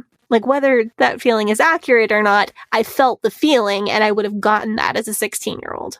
Question. Do you have any friends who, like, their thing is they just say, I don't do small talk? Yes, and also sometimes I am that person when it's an appropriate situation. To me, this just reads as introverted, you know? Like the kind of people who say, I don't really want to have to talk to other people unless it's something important, which is just how some people are. Or like, I don't want to have conversations with people unless we're going to talk about something that I feel like I need to say, or have a conversation that I feel like I need to have. Yeah, it sounds like she's just getting really frustrated with conversations that she believes to be meaningless. And I think that's understandable. Especially if you're that age, man. Yeah. People are talking about such bullshit. Like, yeah. So, you know, her peers are bringing up TV shows or that she doesn't watch and sports that she doesn't follow and the St. Louis Cardinals, and she's just not interested. So there are a lot of asks about her college and career plans. Kelly says that she wants to be a stay-at-home mom and make her kids her priority, but that she would like to also be a writer or a photographer or an English teacher on the side. She talks about wanting to go to Kenton College and blogs about the application process and how she hopes that she'll get in. There's a good bit of just fairly normal teenage angst. I really hate how our society devalues teenagers and specifically teenage girls and stereotypes them as vapid, ignorant, selfish, shopping-obsessed, one-dimensional, half-human people. The last thing I want to do is brush off these posts as that. This is a human being who has very deep and valid feelings that are not abnormal. These feelings are definitely amplified by hormones and life changes inherent to being a teenager. Like, she's feeling her feelings, and she's got big feelings, but I refuse to dehumanize someone because they are a teenage girl. The idea that, like, teen girls are overdramatic and just nothing they say can be taken seriously, that's an idea that I really hate. And that's got to be difficult, too, because on one hand, you're an object of derision and your feelings don't matter. The things that you might be going through, not taken seriously, they're not real. And on the other hand, you're also being hypersexualized. Like, especially like if you're raised in like a super Christian environment, then you're being held up as this ideal of sexual purity. So your entire value is in your sexual purity. And that's extremely like, right, because teenage girls in society in general are told that their thoughts are worthless.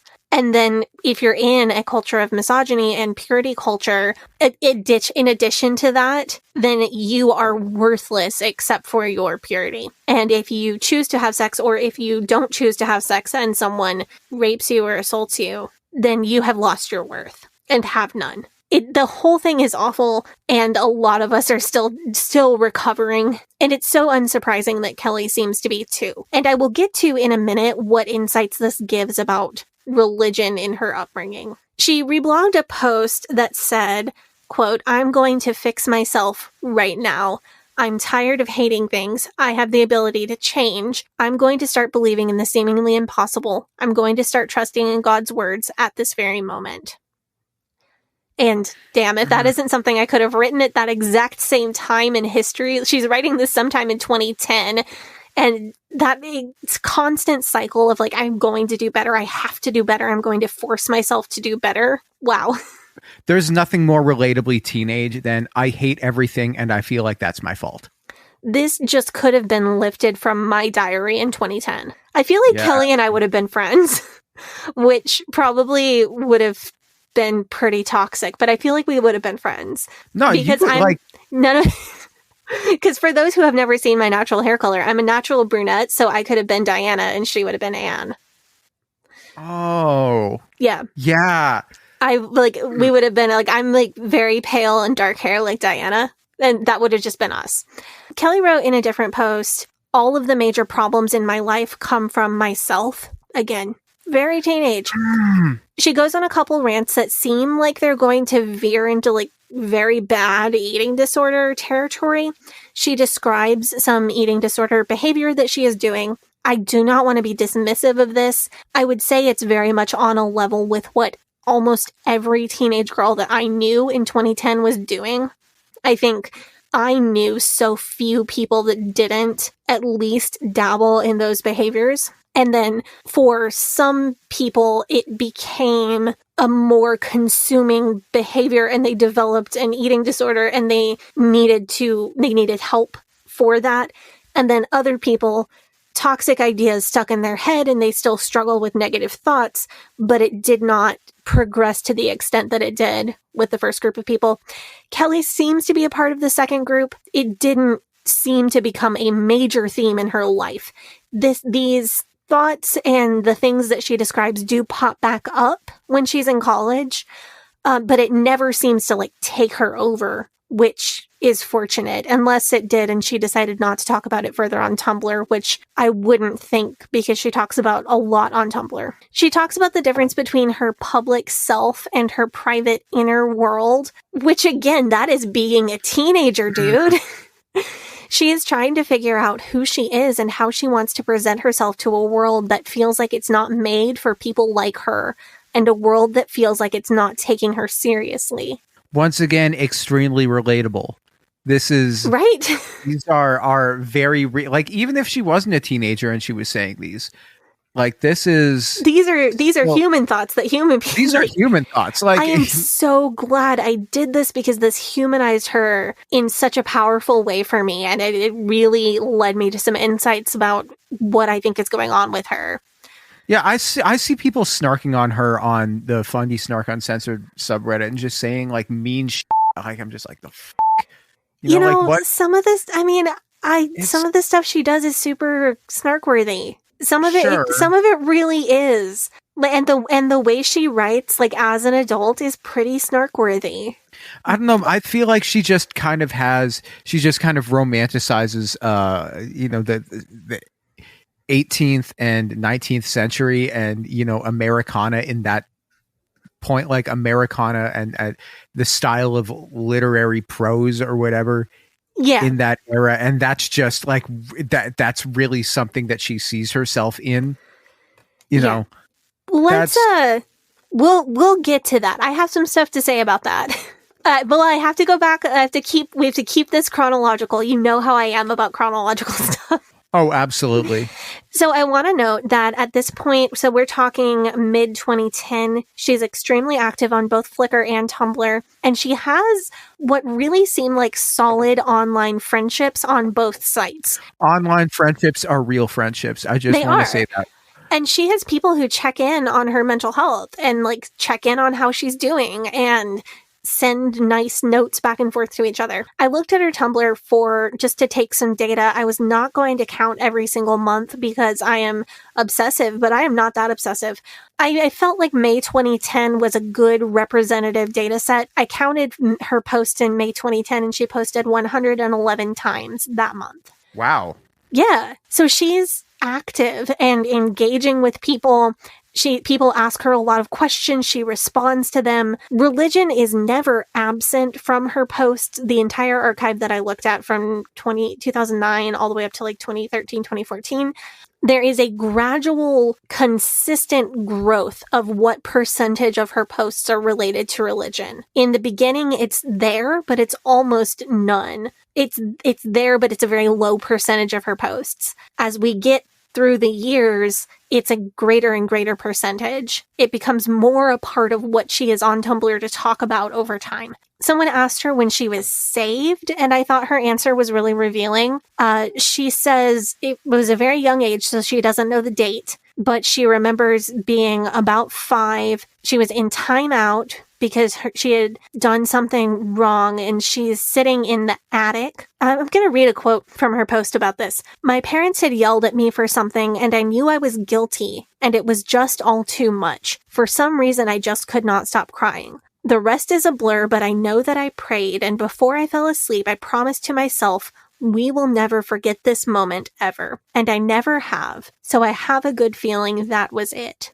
it referring to her salvation. So what's your reaction to this? Well, for one, the fact that she is responding to what is the moment of your salvation tells me about what denominations of Christians she might have been raised as. That's generally a Baptist-ish idea.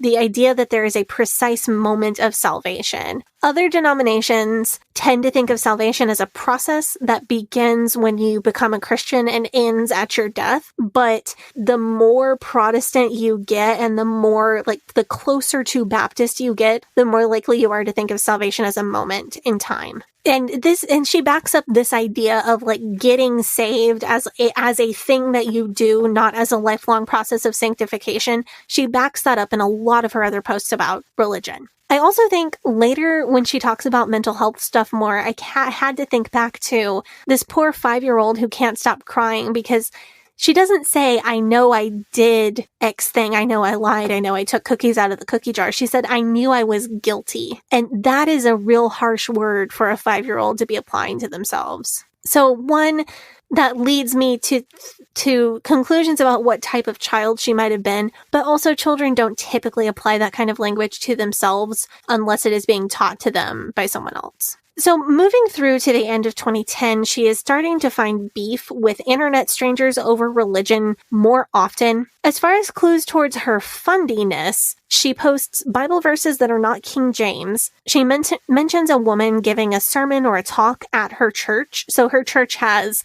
not female pastors, but females and women in leadership.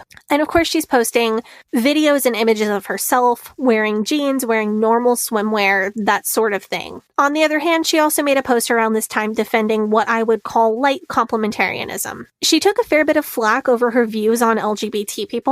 I didn't come across her original post on the topic on Tumblr. It may have been something that happened on Flickr or another website that she was responding to on Tumblr, or I could just be Tumblr illiterate. But the response that she wrote to someone who challenged her on it is, quote, a gay person who is a believer will still go to heaven if they act on their feelings. But if the person truly loved and understood God, they would have a desire to do what he desires, which is to not act on those feelings. God would give them the strength to do so. So this is maybe a little bit ahead of the time, a little bit ahead of that time period in Christianity. I'm sure that there were progressive and affirming Christians in 2010. But this view is more mainstream now than it was then. I am pretty sure about that. So she's saying that even if you are LGBT and even if you do choose to have non-hetero sex, then you can still be saved and go to heaven. That even if you are a believer who still chooses to do that, you will still go to heaven. But that you really shouldn't, and you should ask God for the strength not to. And I know that kind of sounds to us. Like, from our point of view, that's still a pretty thing to say. But from the view of, like, the Christianity that I knew in 2010, that's pretty good. That's better than a lot of even, like, Fundie light people would have been saying at the time. So people ask about salvation. That's another thing that she kind of gets into Tumblr beef about. So they're asking her questions like, if I'm a good person, why would God send me to hell? And she's answering based on her faith, which gives another window into her theological bent. She never mentions exactly what denomination she was or is, but when I put it all together, my best guess would be like American Baptist maybe, or an offshoot of the American Baptist Convention. It's pretty mainstream. Yeah, so the American Baptist is they split with the Southern Baptist Convention over slavery. So they're very similar roots, the same roots as the Southern Baptist Convention, but they split off 170 years ago and have taken their own separate ways since. That would be my guess. It could certainly be a lot of other denominations, but that's kind of where my gut reaction would be, which I would solidly put at Fundie light. You know, these are kids who are going to be told, well, you can hold hands and kiss a little bit before you get married, but you've got to save your purity for marriage. You can go to a G-rated movie or maybe PG, but you shouldn't go to PG-13 or R-rated movies. You know, you can wear jeans and you can wear a one-piece bathing suit, but you probably shouldn't wear a two-piece. That is where I am guessing she grew up. someone asks her why she believes in God or when she became a Christian. And she talks about, well, my parents raised me Christian, but it didn't really stick for me until I was in about 8th grade. She talks about going through a huge phase of doubt, as she says, in middle school.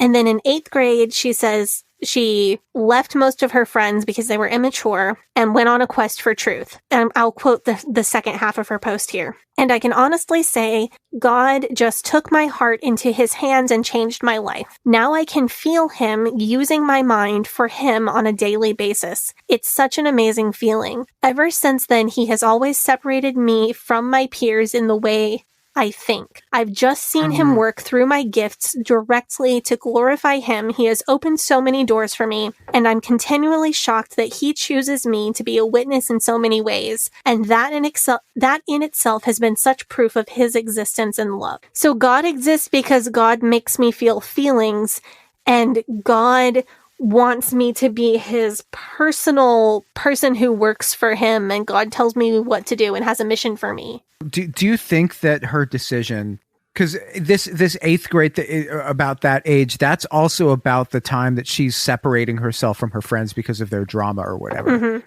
Do you think that this has to do with the expectation on a lot of religious children that they basically be sort of like mini adults, or is she just an 8th grader who's totally over it?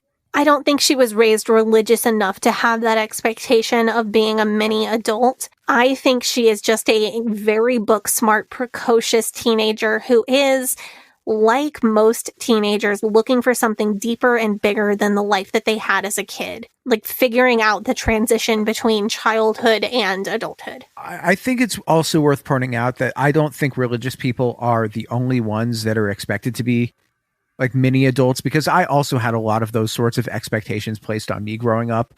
And so the friend drama, that sort of thing, I also felt like I was not allowed to engage with those sorts of things, that it would be beneath me, that, you know, or that, you know, if I came to my parents or something and said that I was having a problem in school with, you know, XYZ thing that was happening, they would be disapproving of that, because me even being involved with any sort of disagreement that petty would have been beneath me. And just, but if anything though, that reminds me of when you're talking about going to Christian church camp, because it does seem like it's the church taking advantage of these big feelings at that age.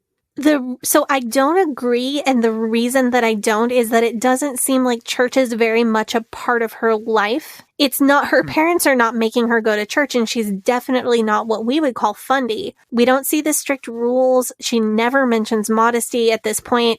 She has a lot of freedom at home. She exercises. She enjoys running and biking. She goes to normal school. So at worst, Fundie light. To back this up, there's a story she tells about her mom leaving her behind. So the mom is running late for church and Kelly wants to go with her, but Kelly doesn't get ready quickly enough and the mom leaves her behind in the driveway. This tells us that her parents aren't forcing her to go to church. Her parents are going to church and Kelly is choosing to go with, and choosing, that was a midweek service that her mom was running late for. So Kelly is even choosing to go to extra church in the middle of the week. Really? So she's really into this. Okay. Yeah, Kelly is getting something out of church. Also, her reaction when she gets left in the driveway and doesn't make it to church on time, her reaction is not shame for missing church or feeling like she's going to be in trouble with church leaders or that God's going to be mad at her because she missed church. It's nothing like that. Her reaction is, I needed church today. I needed the peace and quiet. I needed to sit in the sanctuary and feel like everything was okay. So this does not seem like church is being presented to her as the only solution. I think church is something that she is seeking out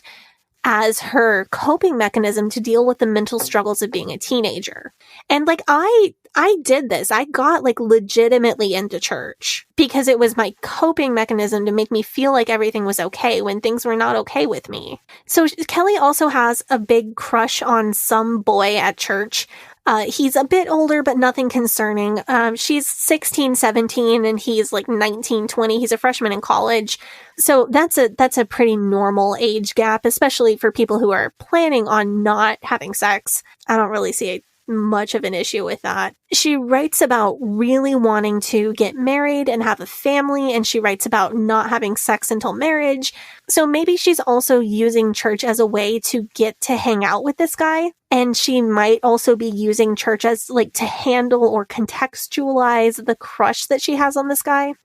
I think this same boy turns out to be her husband now, Levi. By 2012, the summer after her senior year, she is definitely with Levi because she's posting pictures of herself and Levi together. But this boy who's in college, she's really romanticizing it because she's talking about like, I'm in love with him and he says he's in love with me and we both believe that we're meant for each other, but we can't be together because he's in college and I'm not out of high school yet. And so they just have to wait. Right. And she's like really romanticizing that like waiting period and every little interaction she gets to have with him, which seems like a normal teenager.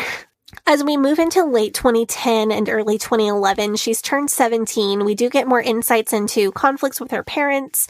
They really want her, it seems like, to straighten up and be a bit more normal, kind of, rein in those big emotions and kind of act normal is what they want from her. There's one post where her parents are encouraging her to enter writing contests to look good on college admissions, and Kelly says, no, I'm going to write a whole book instead. Imagine how great that'll look on college admissions. And the parents are like, no, that's not a normal teenage thing to do. Just like be normal and write these writing contest submissions and like stop being so extra. And it turns into a whole screaming, yelling fight between her and her parents. Dude, this is the most relatable conflict. I swear I had this like not this exact same argument, but like similar arguments with my parents dozens of times. I'm telling you, she is not abnormal at this point. She is a very normal, melodramatic teenager having very real and normal big feelings about real and normal teenage problems and posting about them on the internet. The only thing that's anything other than completely average about her is that she's using religion as one of her coping mechanisms to get through these big feelings. Yeah, man. Like the whole you need to do X thing because it will look good on college admissions was an ever-present factor in literally everything that I did as soon as I turned 14. Like I was constantly being told you need to have these grades in these classes and you need to do X number of extracurriculars because colleges like to see X, Y, and Z, like by the counselor, by my parents, by, whoever. But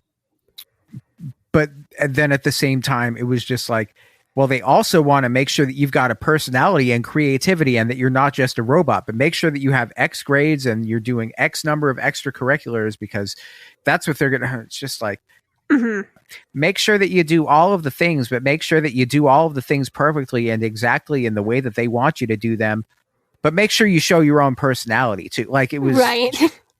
And you're like, I'm a teenager. I don't know what my personality is other than I don't want to do this. It was mentally exhausting. I feel for Kelly so badly. She's just like, no, I want to write this book. This is what I want. And her parents are like, enter this writing competition. She doesn't want to be in a competition. She just wants to express herself. That's right. And really, she's an incredibly expressive person. She's a big personality.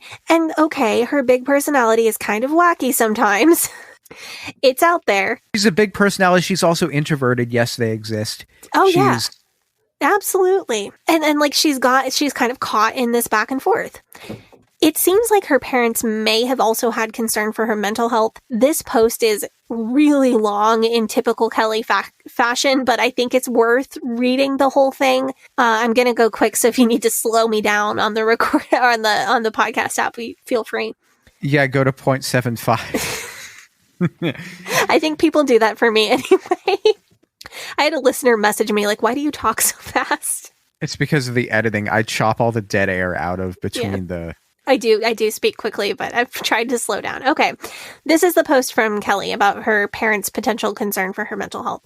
Once a young girl's parents revealed to her that they think her suffering is contradictory. They bring up phrases of hers that have confused them over the past few months. They say something like, if you knew God, you would have peace and understanding. But she knows herself and that her suffering cannot be understood without an elaborate explanation of her complex feelings. Since she creates theories easily when she notices patterns, she has been suffering for the misunderstanding she notices that other people have of what it really means to suffer. It is unusual these days to suffer in the spirit, mostly because there is little of a way to do so, considering how solitude is thwarted by the loudness of life and the difficulty of reflecting on one's feelings consistently and with a serious eye for truth. When they speak to her about suffering, it begins to increase. The things around her are taken into the conversation by her and remind her of how much she loves the world and all things therein, and her parents' voices seem to be coming from more and more of a distance. Another theory kicks in and makes her heart sink. Sometimes people talk with a goal in mind, with a checklist mentality, and sometimes people talk with love, transcending their every word as they speak it. In that moment where they expressed their concern, she saw how disinterested they really were in the topic itself. What has conversation between parent and child become, she thought. The kitchen had become a legal office or police examination room, and the boredom that they sought to conceal from themselves and hide from their perspicacious daughter. Oh my, she listened and forgave. Not only did they refuse to see their own sad condition, their attempt to achieve total peace in a restless world, but they lose the joy of understanding the wild implications of that resignation whenever it crops up in man. Her happiness isn't what they want. Really, her parents want to get rid of the feeling that there is something they have been missing. Wow. Kelly, she is really a talented writer. She really is. She's got a writing style. She has a style. It's very much like in 1700s, 1800s, very American in style as well. Very. Yes, it's giving Walden. It's giving Wordsworth. You can tell who she like. What? Hold on. What does the word perspicacious? Is that the word you used? I don't know that word. Yes, having a ready insight into and understanding of things. I didn't know it either. I had to Google it. You learn something new every day. Fantastic. No, she's really talented. Really talented. My money's on that. Sounds like very thorough to me. So at this point, we're going into summer between her junior and senior years of high school. I've skipped over some things because it's kind of repetitive, and I've just tried to give you an overview. Kelly has really strong feelings for this guy from church. They're not formally together, waiting on God's timing. She's still blogging about this. She's getting more into writing about religion and God more often, but she's still very normal in like having other hobbies and interests. She likes Coldplay, Mumford & Sons, and Arcade Fire. She really likes Arcade Fire. Great band. She talks about being diagnosed with OCD her senior year of high school. And okay, we don't armchair diagnose on this show. She shows a pattern throughout her posts, even up to current times now in 2022, of periods of time feeling alive and full of energy and passion and creativity, and God is speaking to me, and God has made me special, and God wants me to be his writer. God wants me to be a mother for him to raise up soldiers for the army of God. And then periods of time immediately following that where she feels depressed, hopeless, low energy, out of touch with her passions, unmotivated. She gets very down on herself. She feels like she's not fulfilling God's plans for her. And then she will vacillate between those two extremes on a fairly regular basis. So we don't armchair diagnose. I have compiled those are her own words that I have directly paraphrased and even just used her terms. She really gets into philosophy her senior year of high school. She really, really enjoyed Kierkegaard. Is that how you say that? Kierkegaard, yeah. Kierkegaard. I learned that from The Good Place. But she was reading a lot of classic philosophy works. That's just who she really latched onto and enjoyed. So she gets through senior year of high school. She slows down posting during what would have been her first semester of freshman year at Kenton. And then when she picks up more in what would be the second semester of her freshman year, her content is almost all religion and philosophy. There is not a moment where she seems to switch from a normal feed with a little religion to a very religious feed. It is extremely gradual over a long period of time. And then she almost suddenly stops using Tumblr between June 2014 and July 2014. She has a couple posts about how she feels that philosophy was pulling her away from her faith, and she jettisons philosophy from her life. Pretty bluntly. So her Tumblr just kind of ended, just kind of left the story hanging.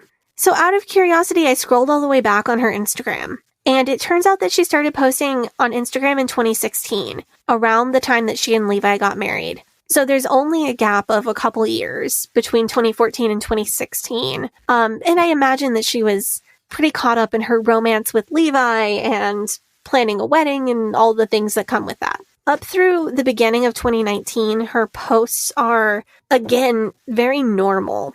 She's posting her garden, her crafts, her baby, a few selfies here and there.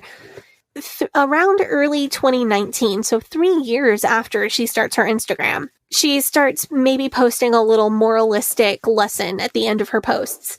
A little Bible verse or a little God will bless you if you are open to his blessings, or that sort of thing, or this or that is a blessing from God, or remember to be thankful, or remember to pray, like that sort of, not much. In January 2019, she made a reintroduction post. She says that she had a large following on Flickr, but stepped away from it in college when it became too consuming. By mid-2019, she seems to be splitting time between dressing in modern clothes and dressing in the 1800s cosplay kind of outfits that she wears now. She did another reintroduction post in mid-2019. So because she starts posting with her current aesthetic and really gaining followers quickly. So the second introduction post in mid-2019, she posts that she had been mostly offline for the early years of her marriage because of the stress of her philosophy and English studies. But now, in mid-2019, quote, God wanted me to start thinking, creating, and writing again. And since then, in mid-2019, it has been a steady slope down into the God's little writer, butternut squash by itself as a decoration, cardboard-looking bread, submitting to your husband, faux rural isolation with a Ring doorbell, motherhood is the greatest calling, raising little soldiers for God, Kelly, that we see today. Oof. And again, like, I am not trying to just eviscerate this woman, because I have spent half of an episode telling you how much I honestly identify with the version of her that existed 10 years ago. I am not just dragging her up here on my platform to make fun of her. I will absolutely poke at the funny little things. I'm not trying to make fun of her, who she is as a person. But it has really, this aesthetic and this ideology has really seemed to become all-consuming for her. Put a pin in that, because we have one other thing to talk about before I tell you what I think about Kelly overall. Go for it. There's nothing she's ever posted that leads me to think that she is purposely or consciously racist. I have seen her described as racist by omission, and that maybe rang true for me. Her photos have been used and shared by white supremacist accounts online, and she apparently has nothing to say about that. Like, hey, don't use my photos for that. So do you mind if I push back on that maybe a little bit? Okay. Just the fact that she exists as a pretty white girl with a trad femme aesthetic and who shares high quality photos, high quality content on the internet, no matter what, like, white supremacists are just going to be drooling over her no matter what. That's just like that. That's just the fact of it. Does she have to make a statement every time that happens? Like, does she have to make an statement every time that, because sometimes the better move personally, I would say, is just to ignore it, because it's not like she can go onto their computers and erase all of the images or go onto her pages and erase all of their images of her. Like, if you post a picture of yourself on the internet, anybody can use that picture for anything they want, and there's nothing that you can do about it. Like, your baby photo might end up as a meme. Like, you just never know.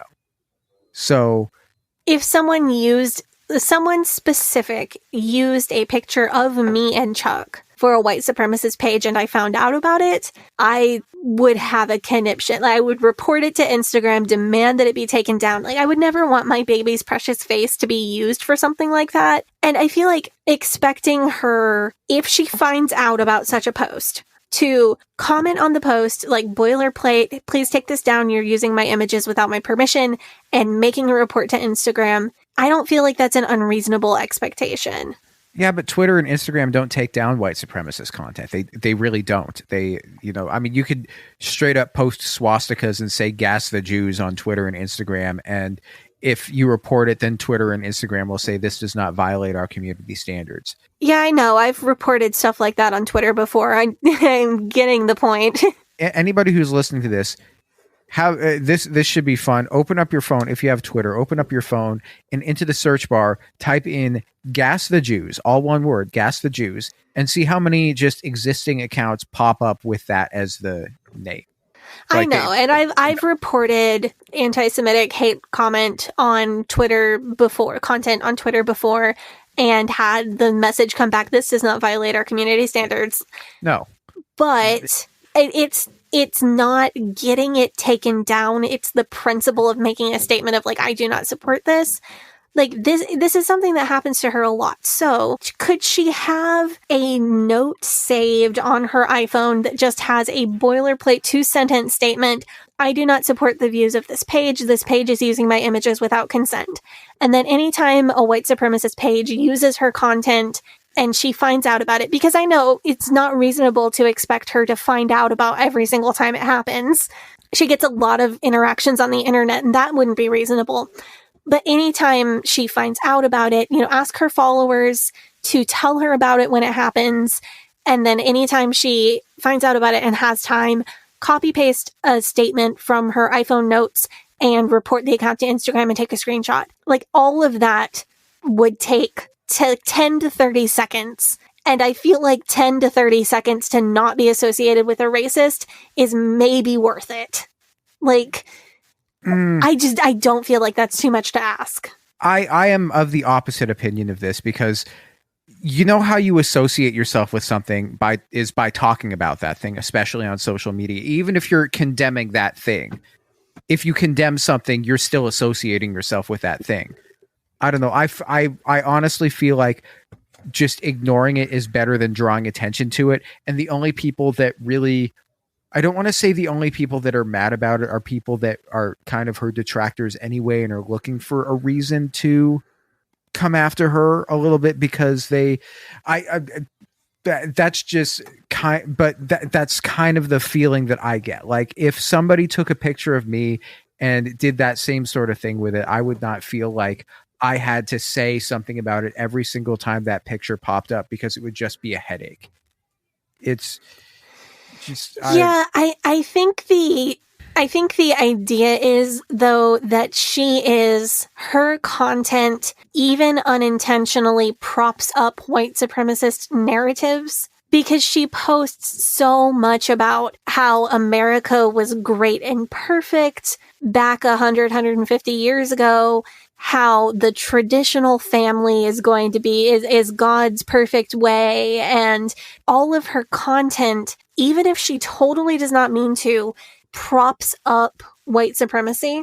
If she is making that content, if she is a content maker that even completely accidentally props up white supremacist comments, I don't know. I think it's her obligation to distance herself from it if she wants herself distanced from it. I just feel like there's a lot of people in this that's not even like, I don't want to say they're just not operating on that level. Like, you've been out of fundamentalism and you are involved with social justice movements now, especially online. And so you see white supremacists as like the arch evil. You do. At least as an arch evil. Yeah, I was going to say one of several arch evils, but yeah, sure, I'll take that. So you're thinking about them all the time. Like a lot of people in this country, they're not thinking about this whole, like, who benefits from privilege and who doesn't, because they're just not really bothered with that whatsoever. They don't care. That's just a conversation that they have no desire to be part of. So she's not thinking about like, oh, I'm making that white supremacists like, now I need to say stuff that white supremacists aren't for me, or I need to say things like specifically come down and condemn them so that people won't associate me with them. That's just not the level that she's operating on. She thinks of them as not at all mainstream, completely fringe, and not something that she has to worry about whatsoever. So why would she address this issue that isn't like a... Okay, but we've spent an entire episode talking about Kelly's intelligence. She went to college. I mean, I would think that she had the opportunity to learn about these things and maybe have her eyes open to this part of the world. And I had the opportunity to learn about Jesus. So like, I mean, but honestly, that's how it is that you learned about these things and you really, took them in, and that doesn't happen for everybody. She's just not operating with that as a motivating factor or as something that even makes a difference to her. That's really it. I don't know. I don't know. To me, I'm a big fan of the concept of slower living. I enjoy personally learning old fashioned skills like canning and sewing and bread baking and gardening and growing food, all of that sort of hobby interest thing. For me, it soothes the apocalypse anxiety that the fundamentalist gave me, but that's another story. But the way that Kelly presents these concepts as a method of propping up biblical womanhood and quote unquote biblical gender roles, it can really be a dog whistle. And she talks about the culture war and the war for our children and that sort of thing. And that combined with refusing to say anything about her photos being used by white supremacist accounts, I am not dragging this up as like, here it is, ultimate proof that she is personally a racist, horrible person. I think it is enough to be suspicious, and that's my take. I don't disagree with you there. Okay. I don't disagree with you there about that at all, especially when she's talking about the culture war and the war for our children. Okay. I think that was productive. I just don't think that everybody needs to respond to everything that anybody says about them. Sometimes it's better if you just block and move on, or if you just if especially on social media, everybody's just looking for attention anyway. But yeah, okay. I don't know. I feel like I understand your viewpoint. Yeah. So I also think, and this is one small way that she's related to Paul and Morgan, that she's dangerously spreading the message that religion is the cure for mental illness.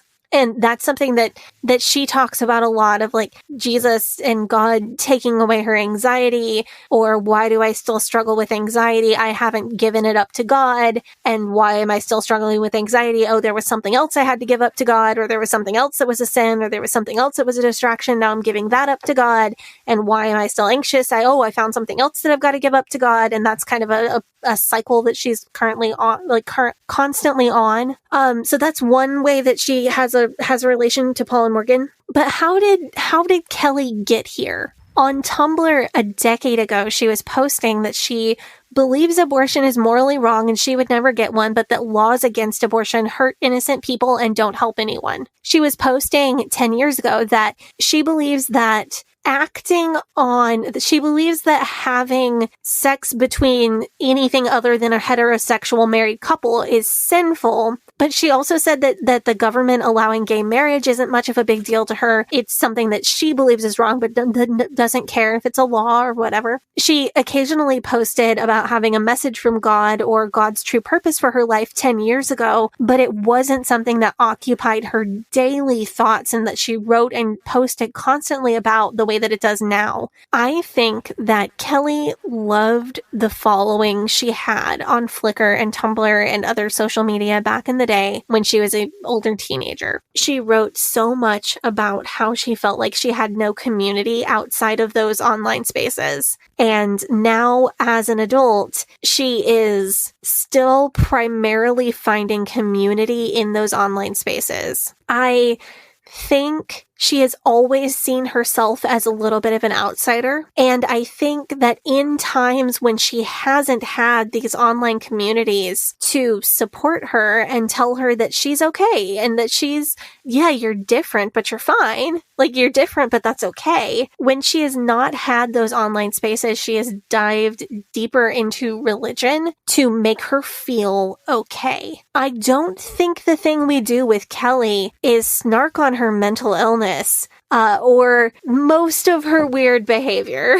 I do think that there is something valuable to be learned from discussing her. And I felt like you needed to know the background of who she was before we get into next week. Because Paul and Morgan and Kelly Havens Stickle may seem like the weirdest two Fundie influencers ever to be put together in a single podcast episode.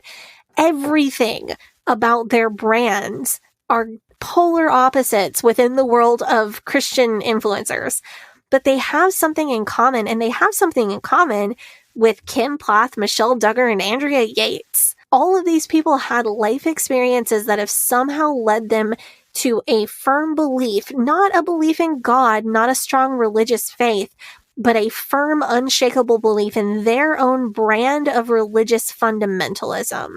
These people, I think a lot of people go through really hard things in life and either turn away from religion as a result or turn to religion. And both of those are normal outcomes to going through some real tough. But the people that we discuss on this show, something happened in their life that led them way past a strong religious faith and way down the rabbit hole of fundamentalism. I hope you'll come back next week, because we're going to talk about why people become Fundie and what the role of adverse life experiences is in leading people to become Fundie. That's really exciting. I'm really excited for that episode that we're going to do next week. But it's time for us to wrap up. Thank you guys so much for joining us. If you like our show, once again, subscribe on whatever podcasting app you use, however you listen to podcasts. Make sure you hit that subscribe button. You can join our Facebook group, which is facebook.com/groups/Eden Exodus. You can join our subreddit, which is reddit.com/r/Eden Exodus. Join our Patreon for a very extended version of today's episode because we ran so long when we were making it. And you can follow our podcast on Facebook and Instagram at Leaving Eden Podcast, on Twitter at Leaving Eden Pod. Sadie, do you want to plug your social media? Absolutely. You can follow me on Twitter at HellYesSadie. You can follow me on Instagram at Sadie Carpenter Music, and on TikTok at Sadie Carpenter 1, where I promise to make some videos at some point in the future. And you can follow me on Facebook, Instagram, and Twitter at GAVRIELHACOHEN. Thank you guys so much for tuning in. See you guys next week. Bye-bye.